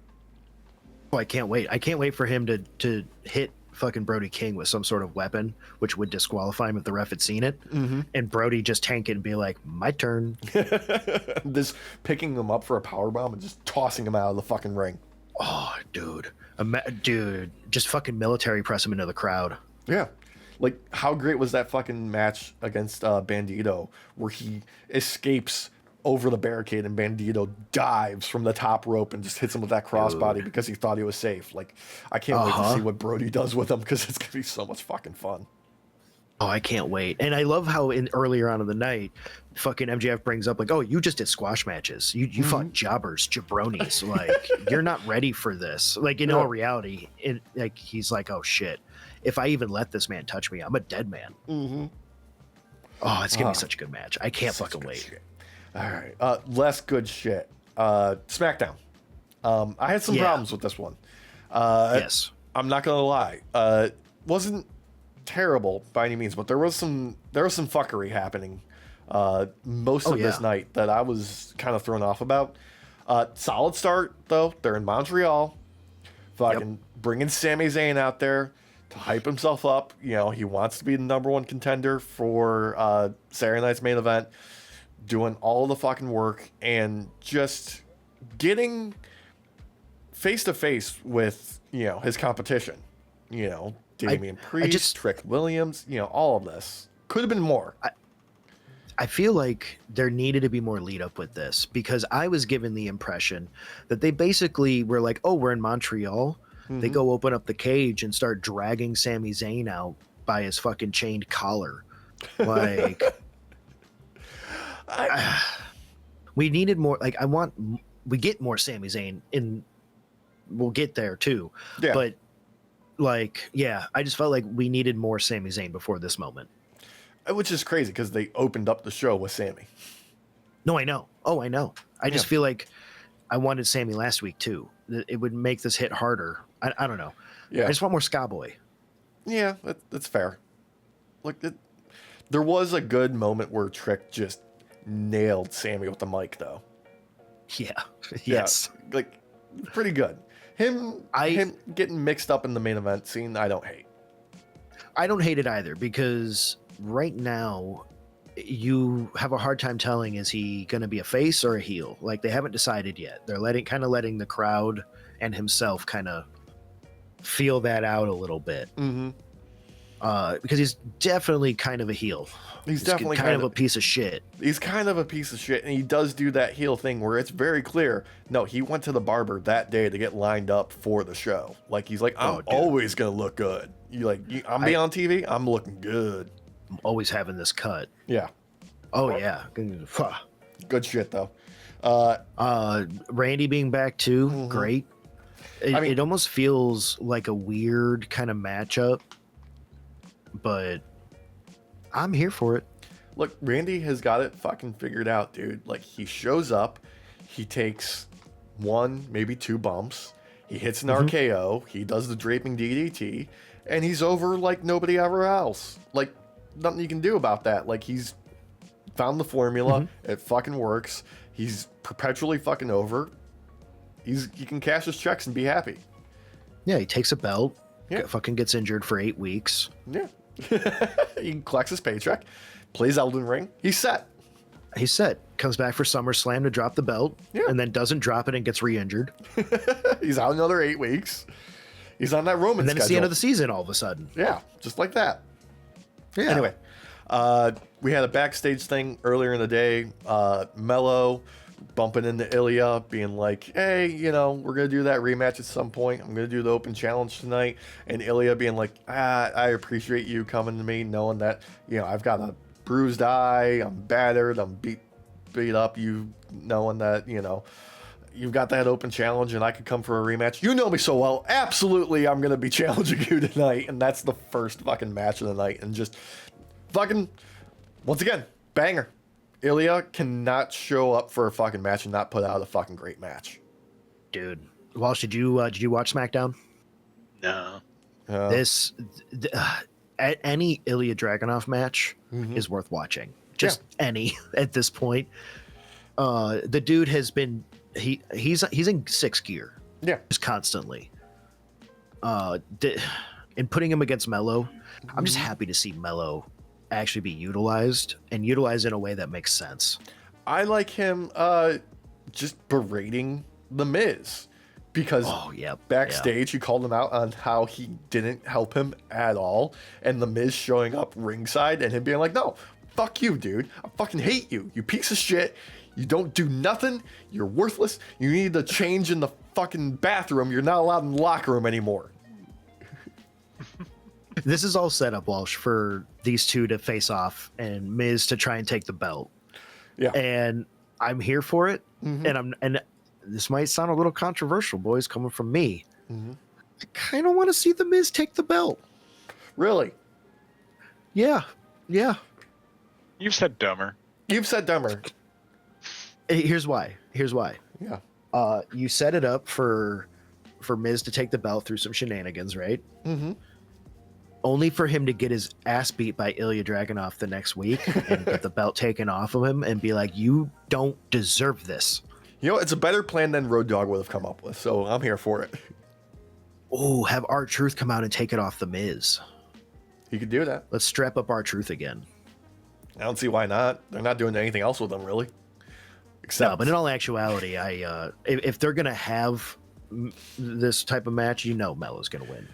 But go ahead, sorry. I was gonna say they did have R-Truth on the night show up and declare himself for the Rumble with Nick Aldis, and then he handed him his balls again from goddamn. Was it like October? Or yeah, whatever? the Last Time Is Now tournament. Is that what they introduced them? Yeah. Yes. Yeah. Yeah, because it was in Jesus. October, November time that bit happened. Yeah. God. Fucking hilarious. This is so dumb. I actually love it. We also had a backstage interview thing with Cody that was interrupted by Jacob Fatu. And I don't know if it was the lighting or the cameras that they were working, but this shit looked like a daytime soap opera. It did. Like- It really did. It looked really weird. It was really bizarre. It felt out of place. It felt like we were in Bizarro World. The overall, like, actual segment wasn't, like, terrible, like, content-wise. It just felt not executed the best. It felt forced. Yeah, it didn't feel quite right. I know everything is technically forced in wrestling, but yeah. to some degree, but you usually don't feel it. And Yeah. this felt like they're really trying to shove it down your throat. Not great. Not great. Yeah. But it does set up enough for Saturday night main event. Yeah, that's true. That's true. Also, not great was Chelsea Green taking on Jade Cargill. Yeah. Not great all around. I'll give them credit for letting Chelsea come out in like the Mountie gear and looking great and doing the most that she can. Really, even though this was an extended squash, that's all this was. Oh yeah, yeah. So since she's taken the belt, I think now with this match, she's at like near the 9-minute mark of the amount of time she's been in ring defending her belt. It could reach the point where she gets the altogether total time of her defending her belts in AEW, which is 45 minutes. Yeah, maybe. But she could do she doesn't need to do a extended, super long, like I'm shooting for 5-star matches, but she could defend the title a little bit more, be featured a little bit more if we want to take her seriously. Also, there was the brief stuff with Jordan Grace. Yeah, with Chelsea trying to hire her, basically. Yeah, which it's kind of fun. Yeah. Yeah. I just nothing against Jade. No. At all. Like I like Jade. I do. I just feel like she is definitely the Bill Goldberg type of the women's division. That's how you use her. You can't really use her in any other way. Just lean into it. Sure, we're gonna get a bunch of squash matches and stuff. Stop having her take out the lower talent. Like actually have her squash higher talent, like Becky Lynch and shit. Just anybody, really, because like you're 1,000% correct. I'm totally fucking agree with you. If we're gonna book her like Goldberg, commit to the fucking bit of billing her like Goldberg. Have her out there squashing people every goddamn week. Even the highest talent. Fuck, have her go out there and fucking just destroy Cody Rhodes. He'll have fun. Yeah, have her fucking beat Julia, Kiana James, anybody. Have her take on like any other belt holder and just wipe them out. Yeah, it'd be great. Anyway, fuck it.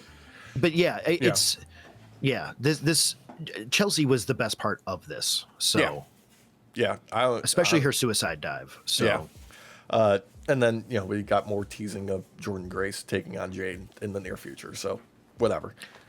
We might be seeing a new belt holder. We might see Jordan take it, honestly, Maybe because of how lackluster it's been. I don't care as long as they have a fucking plan for the future. Just tell me you got something in the chamber for either one of them. Please. Seriously. Because at this point, I'm not going to lie to you, Chelsea should have taken the belt off of Jade. At this point, if we are just going to keep spinning our wheels to WrestleMania, because my money right now is on Bianca making a return at the Rumble, winning, and then taking on Jade at WrestleMania. That's all this is going to be.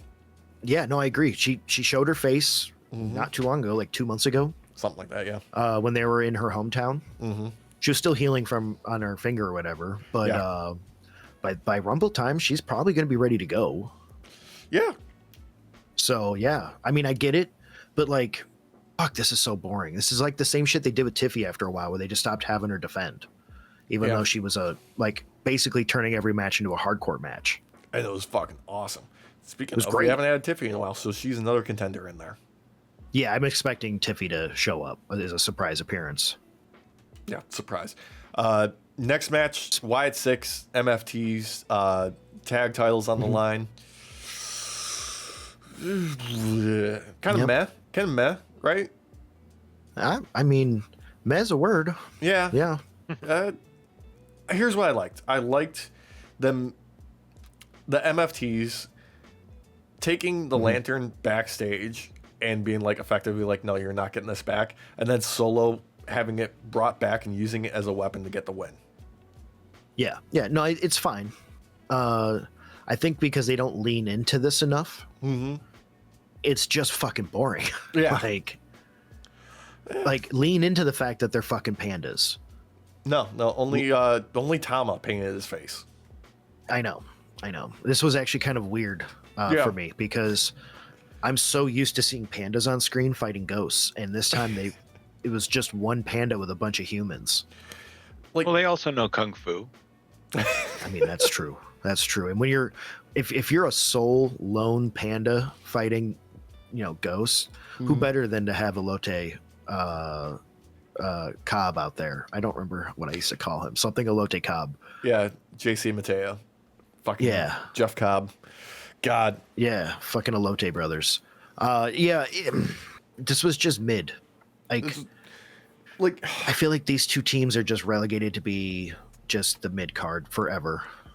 Pretty much, yeah. Which is fine. You need people in the mid card.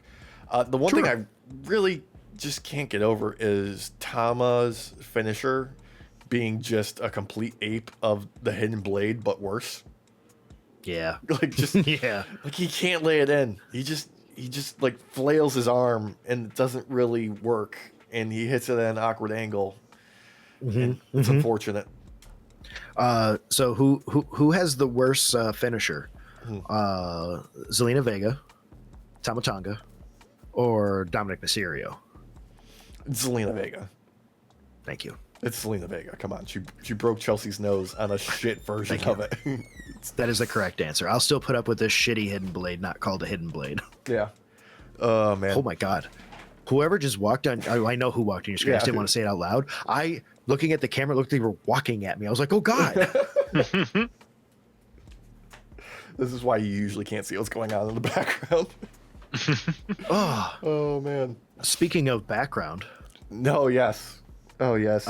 We had Nathan Frazier, who's that guy, facing off against a singles, always has been singles opponent, Johnny Gargano. He's never ever done anything with anyone ever for tag teams or anything like that ever. No, never. Ever.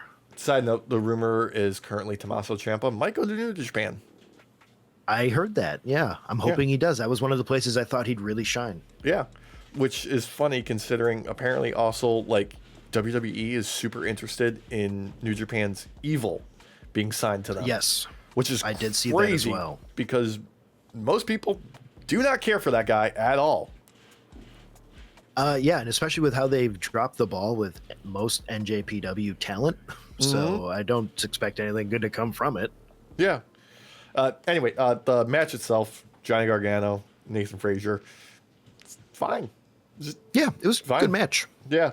I would want to say like the highlight of it though was Wade Barrett accusing Axiom of actually being Chad Gable. Yeah, that was weird. It was funny, but it was weird. Funny. Yeah, it was weird, but it's funny. Looks nothing like Chad Gable. You can okay. I have a problem with this, boys. Actually, He studies the nipples. He studies the nipples. How can he not? Thank you. I'm glad you knew exactly where I was fucking going with this. This man is an expert, he says, in nipple study, right? I can tell from a glancing distance that Axiom is not Chad Gable. The nipples are way off. Way off. He's got a lot higher up nipples. They're a lot more uniform and closer together. Chad Gable kind of has a lazy eye nipple.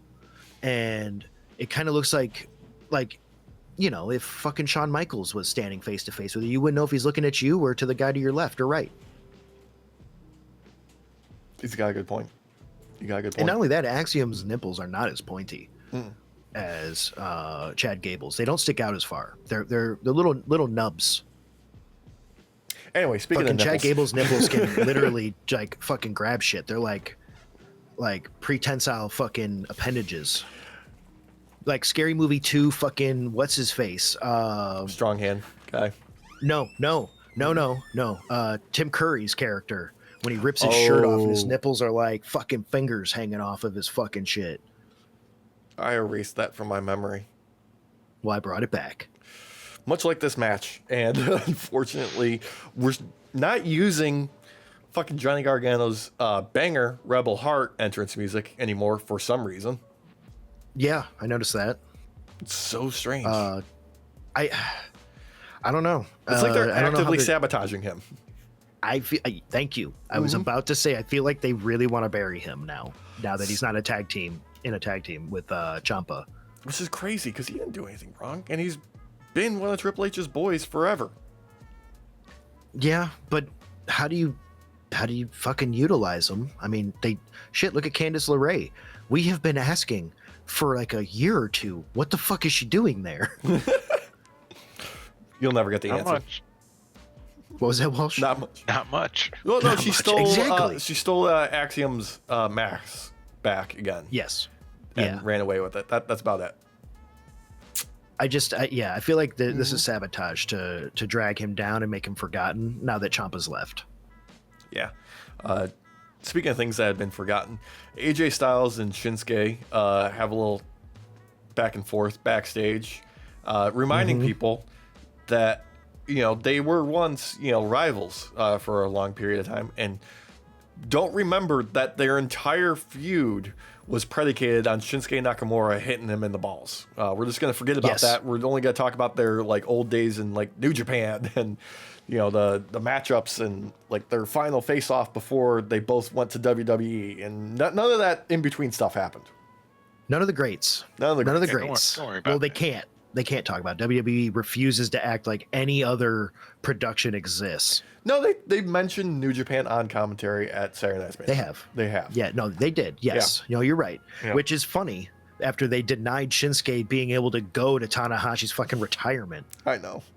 So he could do like a 30-second spot on fucking SmackDown in Jesus fucking Christ. fucking Belgium, was it? Yeah, I was in Belgium. Okay.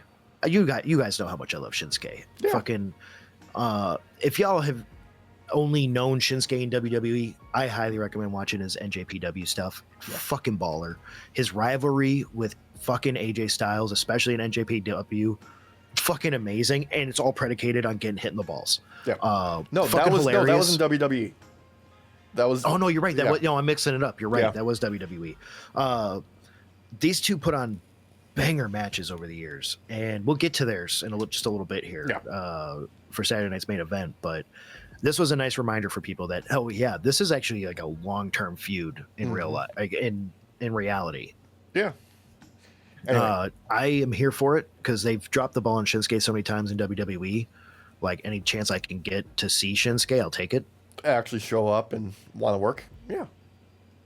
He looked excited. Like for the first time in a while, he looked excited to actually do something on TV. I know, it's crazy. Speaking of excited to be on TV, Undisputed Champ, Drew McIntyre. Yeah. Cuts a short little promo, kind of just poking fun at every individual competitor in the main event scene. Jacob Fatu, Cody, Sammy, Randy, Trick, all of them. Even Damian Priest. Pretty short and sweet. Yeah, it just was to hit the notes and just for him to kind of dangle his balls in front of everyone and be like, look how big I am.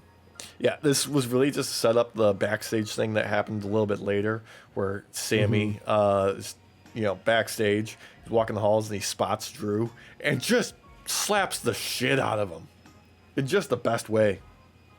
Dude. Yeah. Love it. Less exciting, though. Number one Yeah. contenders, women's tag. Alexa Bliss, Charlotte Flair taking on Julia and Kiana James and Lash Legend and Nia Jax in... Okay, what the fuck was with the ref in this goddamn match?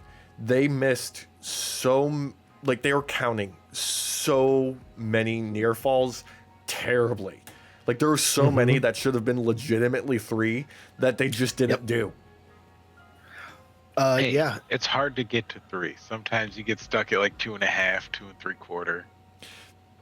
There was legitimately a moment where I can't remember who, but her shoulders weren't even on the mat, and they were counting it. Oh yeah. Yeah. Well, because you have to remember, Alex, that like Walsh said, it's hard to get to 3. Like I get tripped up sometimes. And do I say 2 7/8 or 2 14/16? Like it's hard. Was this the same ref who did the Saturday Night's Main Event women's tag match? Yes. Because they were making the Yes. same goddamn mistakes. The same mistakes. Yes. Yeah. It was the Okay. same person. Goddamn. Just whatever. I was bored. Yeah. But and for felt some bad, but I was reason, bored. Kiana James and Julia won and are #1 contenders after Saturday Night's Main Event match. So whatever. I don't know. Like Flair and Bliss, obvious choice for winning, right? Obvious. Like No, makes sense. You can make the argument for Nia and Lash. I was about to. No. I was about to say like obvious pick, like easy Mm-hmm. to argue for. Nia Jax, same fucking deal for winning this. Yeah. Julia and fucking and James, no, no. Like there has never been a more obvious, oh, you're not gonna win matchup. Yeah. I get it, dark horse and shit, but people clearly are not happy with Julia's run. So Obviously. every match she does get to have, they've been very quiet for her. So It sucks. Anyway, there was a cute moment with Kit Wilson and Matt Cardona backstage where Kit was saying all these things about Matt, and he's like, it sounds like you're complimenting me. yeah, Mr. Gonna Kill Toxic Masculinity has toxic masculinity, the human in front of him, and can't tell that he's actually being dissed and thinks Yeah. they're all compliments. That's I fucking cute. loved it. Yeah. Oh, God. I want them to be a tag team. Like, have them face Yes. off against each other and then have them paired together, please. Have like someone come out to go just hit Kit for whatever reason to fuck up the match, and Matt go, oh hell no, and get in the way, Yeah. like bodyguard shit, That'd be and then he fucking great. carries Kit out. Oh, he carries him out. Scoops him up. Yeah. Yeah, Oh, and he runs out of there like, I will protect you. these guys like arms love around it. Matt's neck and stuff. Oh, that's cute. And then Kit turns around, like looks back and goes, no, my Divas belt, get my Divas belt. Yeah. Oh, Yeah. shit. Main event is Damian Priest taking on Trick Willie. And Yeah. okay. It's okay. Wasn't the best, but you know what? We needed something to hype up their like facing off at Saturday Night's Main Event. You know? Yeah, this could have been a mid-card match. It could have been. But, you know, we did get, you know, some fun action with, you know, Sammy and Randy out there just causing a little bit of chaos. Didn't make Yeah. any sense why Sammy went out there, if I'm being honest. Well, it's starting So to seem like Sammy is in that darker phase of ska, right before emo started to set in and start to take over their brain. Yeah. I can see that. Yeah, Yeah, the trumpets get put away, get locked away. yeah. Yeah. You hear like mid trumpeting, and then you hear it get locked up while the song's still going. Yeah. Luckily, there was Randy making a surprise little RKO in there because it just fucking always works when he sneaks into the ring and just surprises somebody with an RKO. Just fucking works. It does. His like you said, he hits the notes real quick and then he goes back home. Yeah. Like, and if you're gonna do him back to back or Friday and Saturday, you better have it in the same fucking town, or he ain't doing it He's not hitting the road. No, he's not doing that. ever. He's like, I'm not That doing man any flies from his house layovers. straight there. Not doing a single layover. We're doing direct flights only. I'm taking an overnight bag, and that's it. I will transfer from plane to helicopter mid-flight so that I can be dropped into the stadium, so I never have to touch foot on the ground in this godforsaken town. Oh, God. But solid lead in to Saturday Night's Main Event. Mm-hmm. Thankfully, Yep. one that actually felt good. Right off the bat, we got Cody and Jacob Fatu going out there and just tearing shit down in a fucking brawl that doesn't make any fucking sense. Right away. Did you watch this, Walsh? I did watch Saturday night's main event. Okay, yeah, because the bell never rang. Never rang. Like, I was ready to be pissed off initially because we get just a fucking chaos right from the beginning, and it seems like we're not going to get a match. They're being separated. Jacob's being pulled to the back, and he decides, no, fuck it. We're just going to brawl all over the fucking place and have just a bare-knuckle street fight. Let's go. The fucking workers at the little fast food shop right in there fucking laughing their asses off. I loved every moment of that girl giving Cody the fucking drink. She was so proud of herself. She was so fucking happy.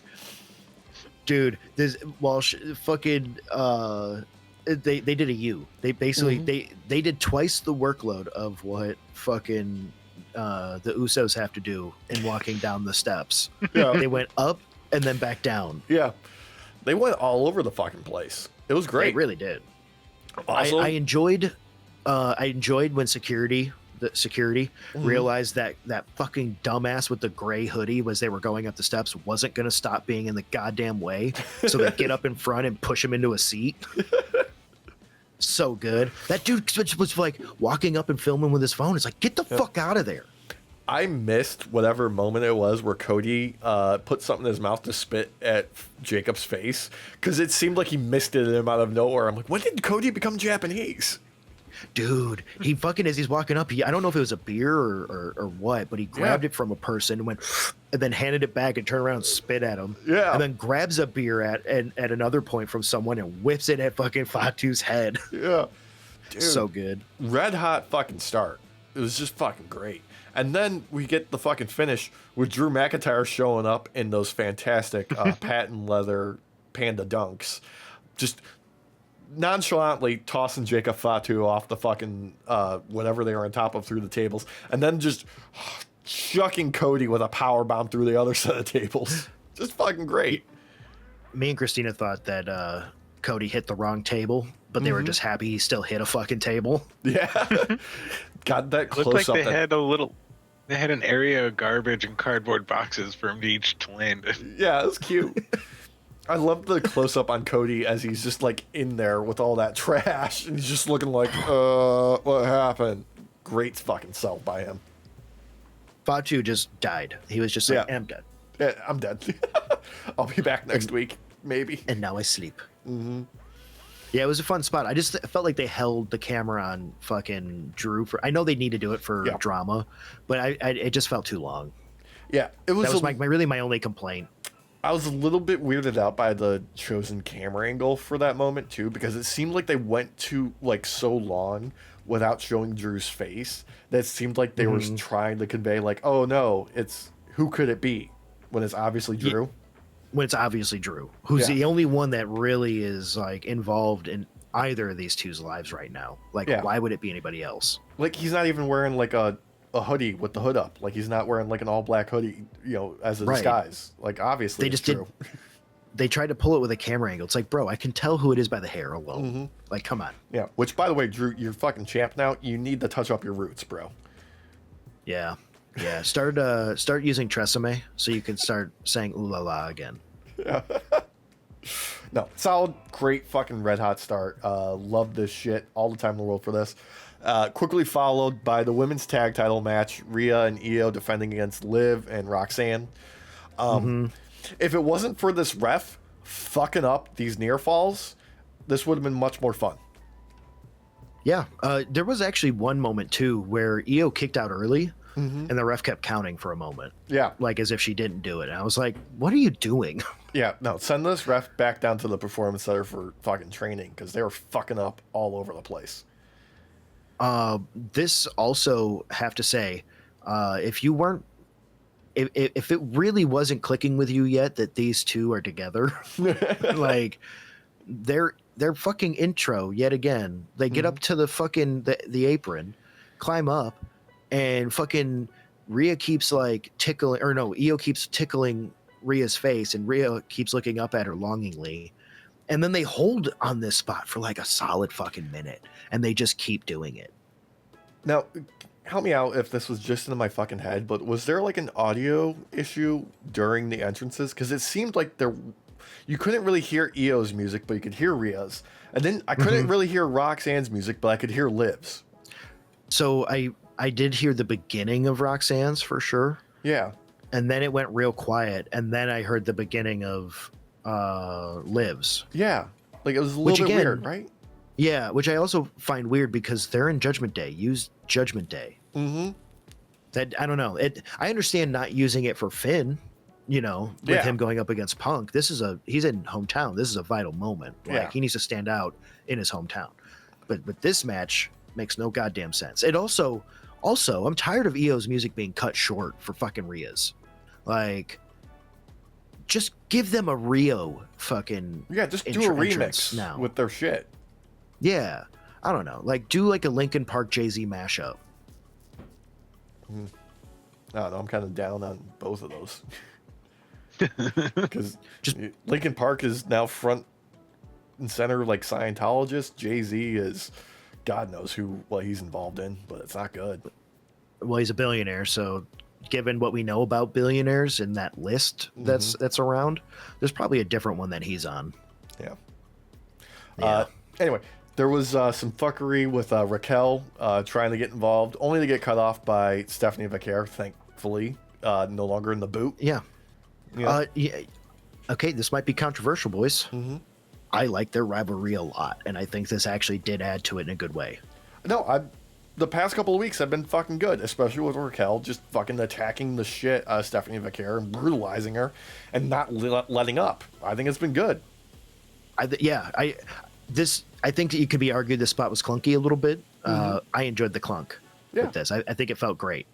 Yeah. Because it's nice to see Stephanie run out there and run and not be booted up. Yeah. Oh, God.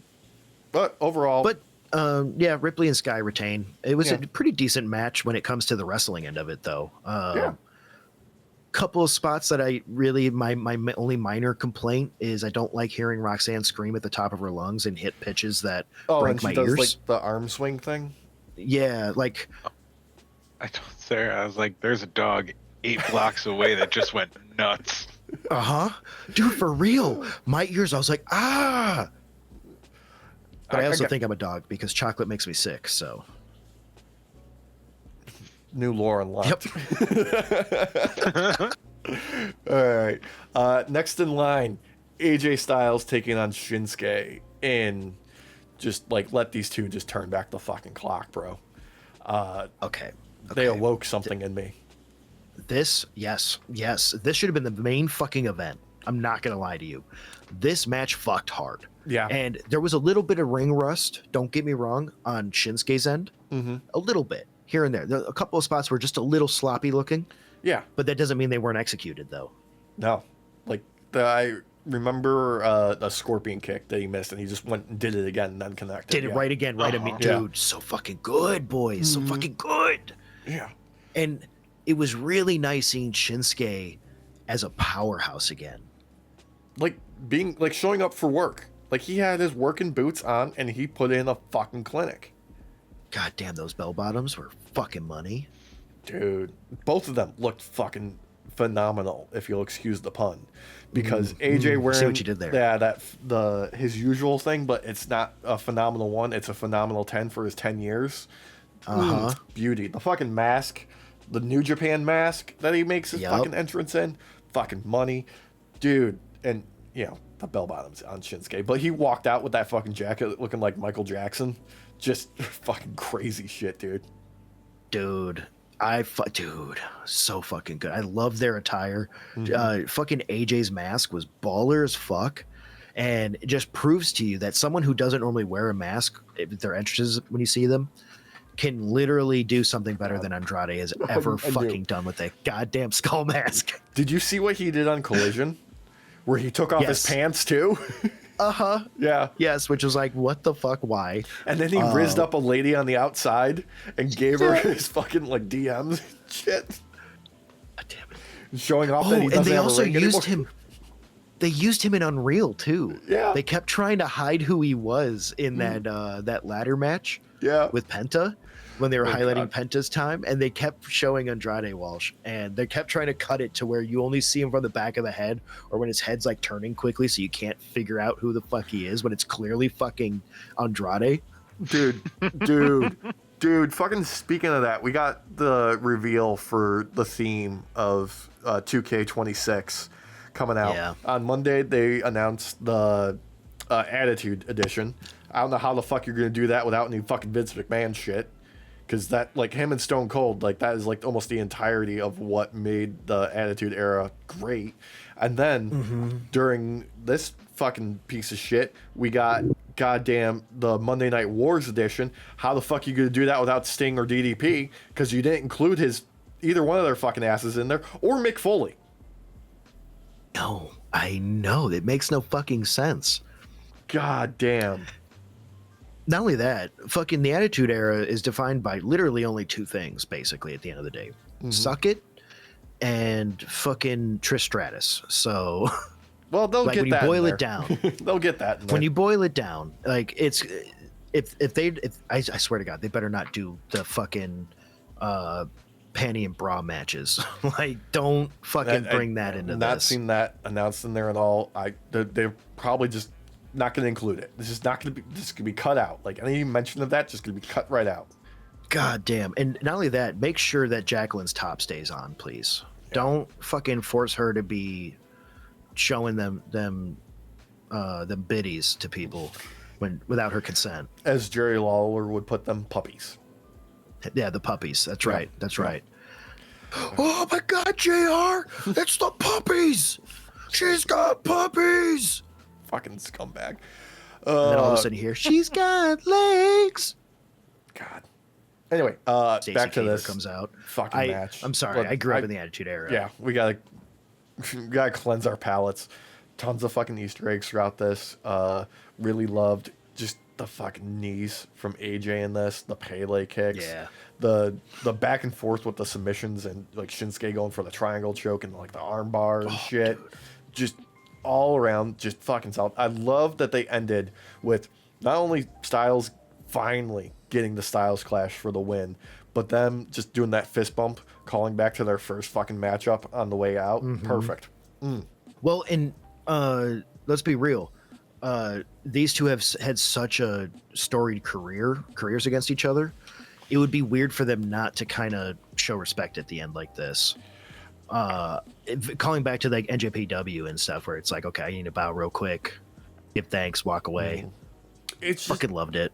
It's just crazy because it does feel like we are setting the stage for making us believe that Gunther could retire him at the Rumble. Yeah, which, let's be real, would be baller as fuck if it did happen, storytelling wise. Yeah, like not getting the year-long retirement, just legitimately like, nope, Gunther's gonna chop you down. Yeah, I don't think they'll do that at the end of the day.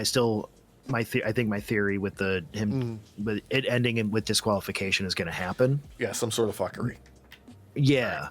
So what happens, rules wise? This is over my head. Say AJ beats Gunther by putting him in that calf crusher thing again. Yeah. And Gunther actually taps out. Ref sees it. They ring the bell. And he just keeps going. And they got to bring a whole bunch of people in to rip him off of him. Like, he's been doing that for like 5 minutes. Gunther's going to need a day off. It's good. I mean, kayfabe-wise, there's nothing against that. I mean, I think it would be a really great way to be like, fuck you, bitch. You're not ending my career. You're a little baby back tall boy. I'm going to fucking end you now. I'm going to end your career. Have fun with no knee. Yeah. Dude. And then have him fucking do a fucking heel run with AJ for the end of his run. Dude, that would pull it off great. Yeah, and not fuck it up. Like, don't pull a fucking Cena. God, that's gonna be just forever now. There's no way AJ could pull it off, because there's a point when he was against Shinsuke, he's like, I'm gonna make this bitch tap out. My immediate response was, you're gonna get a talking to from your wife. Oh, real. Wendy. fucking Wendy love it. Styles. God. I just, shit. I feel like if we wanted to do a heel turn for AJ, this is the match for it, the Gunther match. Yeah. Well, I mean, Let him Gunther- tap into parts of himself he hasn't tapped into in a long time and take this match to a place where he didn't want to take it to. I could see it. I could see like the proposal. I can see where it would go, but also like, what do you do with Gunther then at that point? Because you can't turn him face. He's too good at getting booed. Have him still, have him pull a Rocky, and we get to see him train with Nat and learning submissions and learning not to tap out. Learning to not tap out. Ooh. God, then he needs a new weakness then. There's something there. It'll be tapioca. It'll be tapioca. Tell you what, I think Road Dogg's gonna pitch him losing to LA Knight at Money in the Bank. That's what'll happen. That's what'll happen. Yeah. That's what'll happen. He'll drag LA Knight down off the ladder, power bomb him. LA Knight will accidentally shit his pants. Accidentally on purpose. God. All right, main event. We got number one contenders, fatal four-way match. Sami Zayn, Damian Priest, Randy Orton, Trick Willie, all out there vying to take on Drew at the Rumble. This was as expected. Legitimately. Yeah. Like- Really, my only complaint is the fact that Trick is still young and an amateur in comparison to these other three. And him and Priest look really bad out there compared to Sammy and fucking Randy in comparison. In comparison, yeah. God, I'll give them credit for putting Trick in this position and giving him the opportunity. How about that? No, yeah, he needs the opportunity. Yes. Yeah. I think putting him in there alone is proof that this should not have been the main event and should have been in the mid card. I think God, it's so hard to place this though, because you can't have it open, but like the stipulations require it to be treated like a big deal. You know? Yes. Which is awkward because it really doesn't need to be. No, it's so weird. Yeah, it's in a weird position, and I feel like they did the right thing and just make it the main event anyways, even though I don't think it should be. Because it's Montreal, it's Sammy. They're gonna give Sammy the win. Like you got no choice. Yeah. That's why I think like you have to do it no matter what. The match was fine. I think Trick overall did great. I Yeah. think a lot of these people need to learn how to work alongside Trick, though, is the big thing. Damien out there again. Yeah. Looked a bit better than usual, though. Except for his lip, which was just swollen as a motherfucker. Yeah. I think the only other complaint against Damien that I had was when he took the rope DDT. He like made it super obvious that he had to like climb onto the rope and get in position mid DDT. I will say I did enjoy him selling the eye poke from Randy. That was good. Yeah. I like how he kicked his little legs and stomped. It was great. I like that. It was great. Yeah. Sammy was a beast out there. Absolutely. My only complaint against Sammy, quote You have unquote, none. Shut up. exactly, Yeah. was him going to do Damien's rope walk. Going old school. Yeah. Yeah, he went to do that maneuver and fucked up, and then just turned it into a different move. Yeah. But it wasn't like it still worked out though. It still looked good. But you could tell he was about to steal Damien's move for a moment against him. Yeah. But I that don't know. quick look of, I fucked up, we're switching. Yeah. But it worked out. Like a think- professional. This is probably one of the times that like a fatal four-way benefited being on like Saturday night's main event as opposed to like a PLE, because they only had like what 15 minutes left on the show for this match. So like boys, go out there, do everything you can. You got this much time. Get your shit in. Let's go. One trick trying to do RKOs, and they weren't calling them RKOs. Yeah. I feel like at the end of the day, this could have just been a Randy Orton Sami Zayn match, and I would have been fine with it. Like, Yeah. Oh, yeah. those two surprisingly work really well together. Yeah. really well. And I like the idea of Randy selling the idea that he's the big boy against the David character of Sammy, and Sammy just having the fucking time of his life with it. Dude, it does make sense too of why you would have not only Sammy win in Montreal and like do this at Saturday Night's Main Event, but also have him be the contender to take on Drew in Saudi, because Sammy's beloved in Saudi Arabia, obviously. So it makes it believable that, like, no, I mean, Sammy could take it off of Drew in some world. No. Oh, you boys disappeared on me. What happened? I'm not seeing anything. Did I lose internet? No. I can hear him in Streamland. Oh, I hear you. What happened? Now I don't see him at all. Do we have to we have to re-leave and re-sign into it? What God damn happened? it. Oh no, he's back. He's Never mind. back. It's I've been here the whole time. Both of you No. disappeared. Nope, you left. You I left. didn't do You. All right, so everybody at home, just so they know, okay, this is what happened. I'm setting the historical record straight. Alex froze, Yeah. right? He then couldn't hear us, and we were talking to him. He then dipped, right, like a coward, and then realized it and came back. Okay. Thank you for your attention to this matter. Yeah. You were lucky I brought you back just in time for you to be seen saying that. No, but you did freeze though on our end. Yeah. I was talking to myself for a second there. I'm like, you guys aren't moving. What happened? Oh yeah, no. On our end, that we're will hearing happen. you, and we're like, no, we hear you. It's great. Now we just need to coordinate actually doing that. Yeah. Yeah. God. This is all staying Don't in, move. by the way. This is all staying in. Yeah, we should also- just froze. Yeah. Also staying in is going to be the last remaining people that have announced for the Royal Rumble ahead of this week. Roman Reigns not doing it in person, doing it in the video package. Solo and Jacob Fatu. And then the rest of the women. You got Chelsea Green, Jordan Grace, Charlotte Flair, Alexa Bliss, Nia Jax, Lash Legend, and Julia. Yeah. Honestly, one of the better Saturday Night Main Events. Sets up storylines fine enough. Yeah. There's consequences. Yeah. I'm happy with Sammy taking it. I feel like we all kind of have the same idea that we would love to see a Sammy championship run. At some point, yeah. Yeah. It's just, I would be upset because I feel like there's a lot left on the table if they take it off of Drew this early. Oh yeah, no, Well, not if you give it to Punk and make him a double belt holder. Reignite that. and have Punk turn heel after having both belts because he gets fucking mad with power, and it's only a ska boy can set fucking the timeline right again. Oh God, reset the timeline. He's got to travel through time.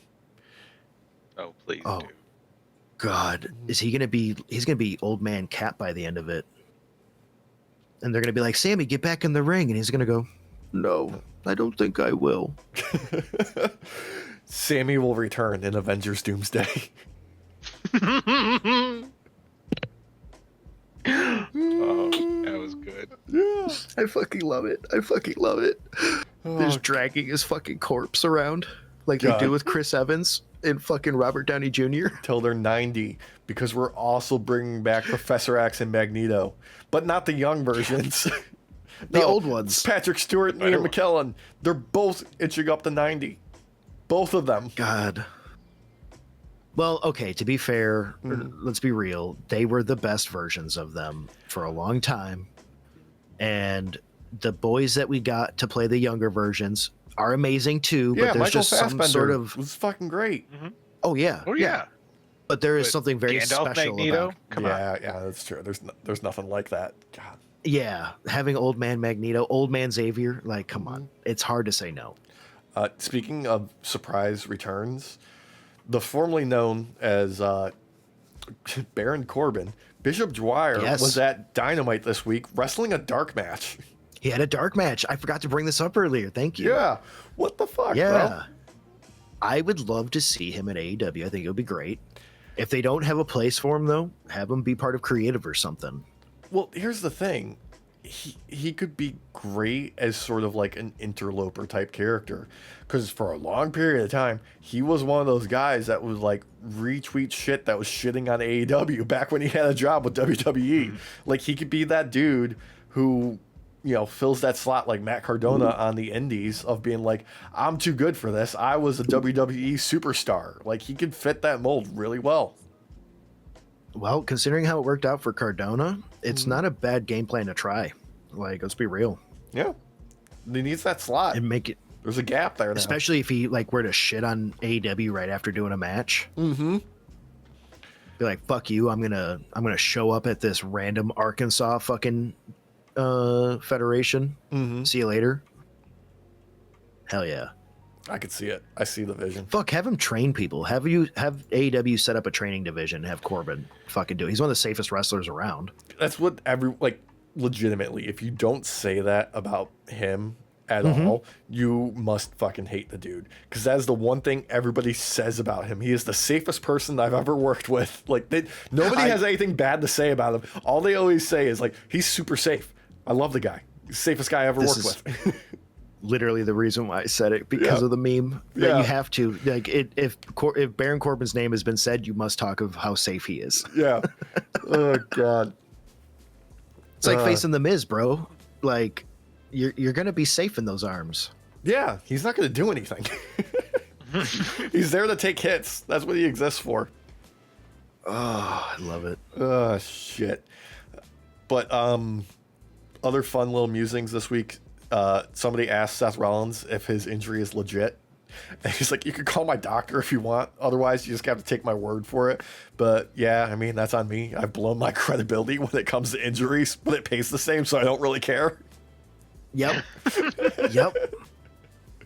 That's why I don't believe this injury's real still. Yeah. You know, either way, he's got time off. Spend it with the kid. Yeah. Yeah. I think it's time to spend with his kid, personally. It could be, yeah. Ow, my knee. My duodenum's acting up. Yeah. He's going to show up number 29 at the Rumble in Saudi Arabia, and we can say that now. Surprise! God. Nobody saw it coming. Yeah, he's gonna walk out and he's gonna throw the crutches to the side and rip the brace off. I would love to see him do a spot like that. It would be fun. I've never seen it before. Have Punk grab one of the crutches and just whack him in the knee. Be like, I'll give you a real injury. Oh, you know what?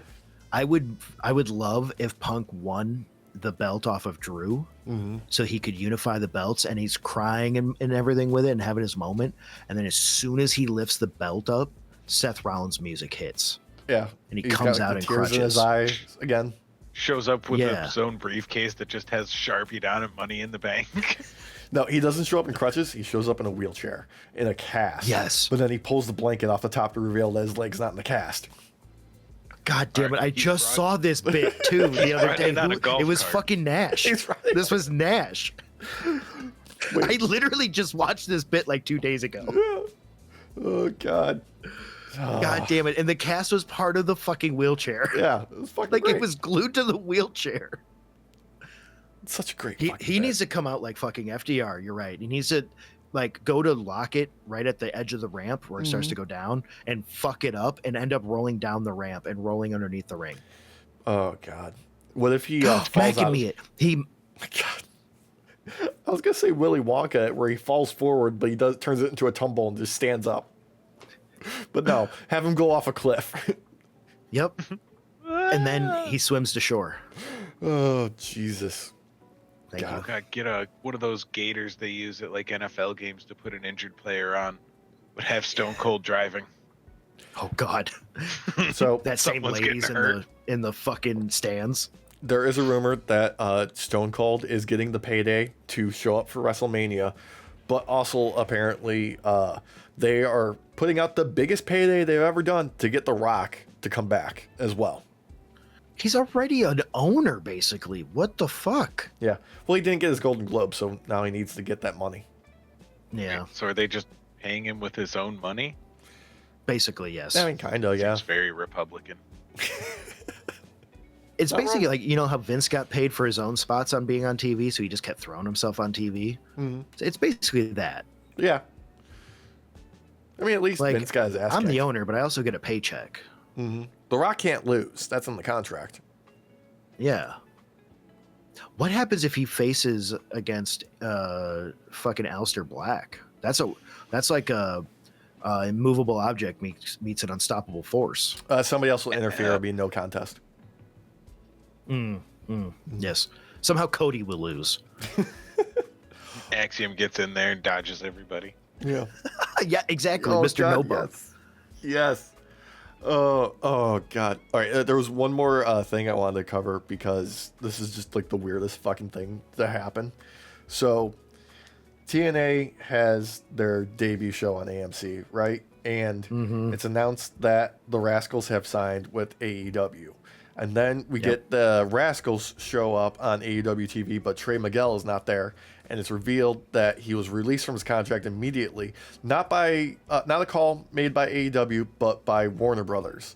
And you know, he posts online that he's going to take a break from wrestling and stuff like that. And it, you know, basically comes out that somebody at Warner Brothers was like, "Nah, he said some homophobic shit in the past, and we just don't want him on TV." And then this week's episode of TNA goes on the air, and Trey Miguel is just back in TNA. Yep. So, Yep. I saw that too. Yeah. very strange.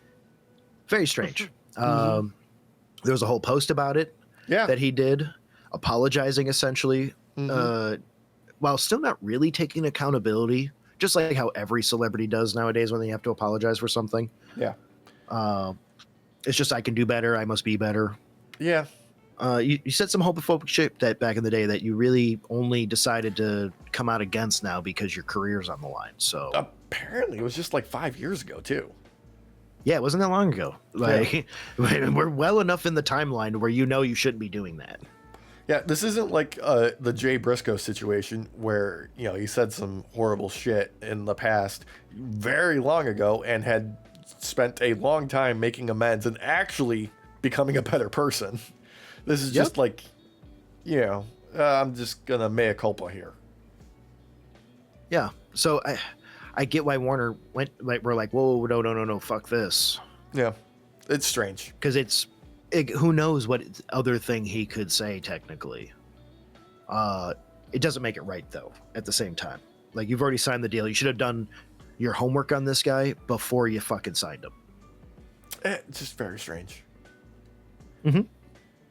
Yeah, I mean, let him languish in TNA. You know, it is what it is. Yeah, I saw his return. Boy, did not look happy being there. Nope. It was like when you leave that job you fucking hate and you're like, fuck you bitches, and you're walking away only to show up back to work the next day. Can I have my job back? It's the George Costanza move where you just pretend like you didn't quit your job. Like you just show up the next day. I Like, didn't quit. I don't know what you're talking about. Yeah. Oh, no. You thought that was serious? No. No. Yeah. What are you talking about? That was a joke. Yeah. Oh, God. I love it here. Uh, Please save me. Please save me. Oh, other random thing is, so far it's confirmed that if Netflix picks up Warner Brothers, AEW will not be on Netflix. Yes. It will not be part of that package. It's going to be part of like the lineal TV, like TBS, TNT, and so it'll still be on like Max, and that'll still be like a separate streaming platform for the time being.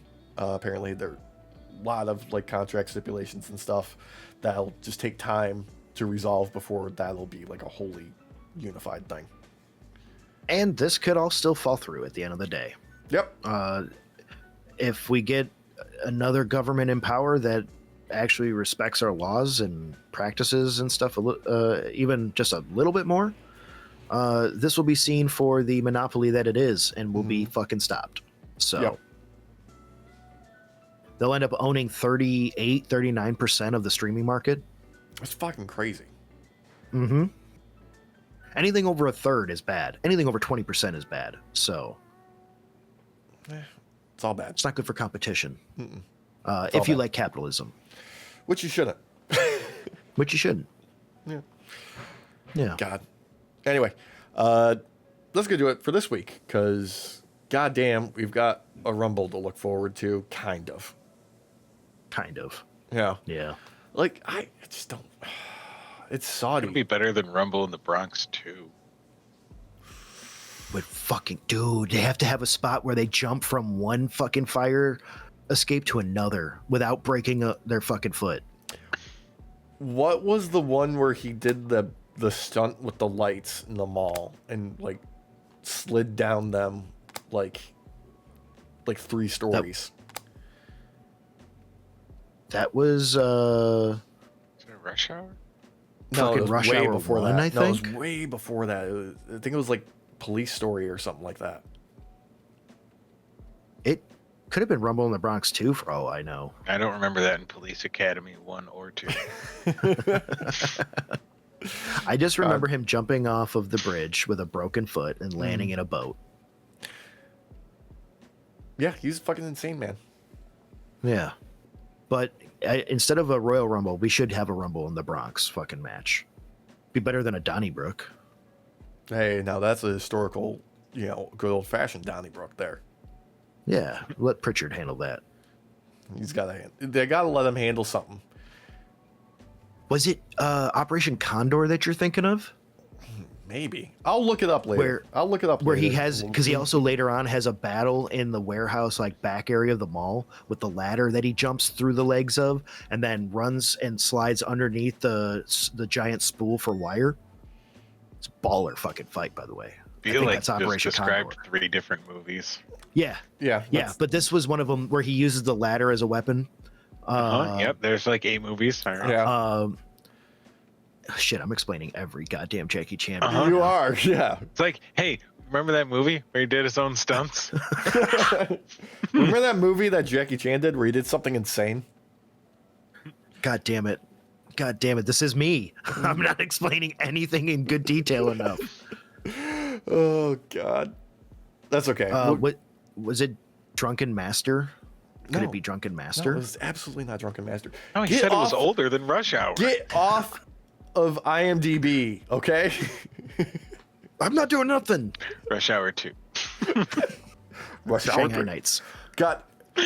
No, you're I'm about to fucking segue into the fucking Epstein shit because that's fucking connected to that shit somehow. It's fucking crazy. I feel like goddamn Charlie in the fucking mailroom again. No.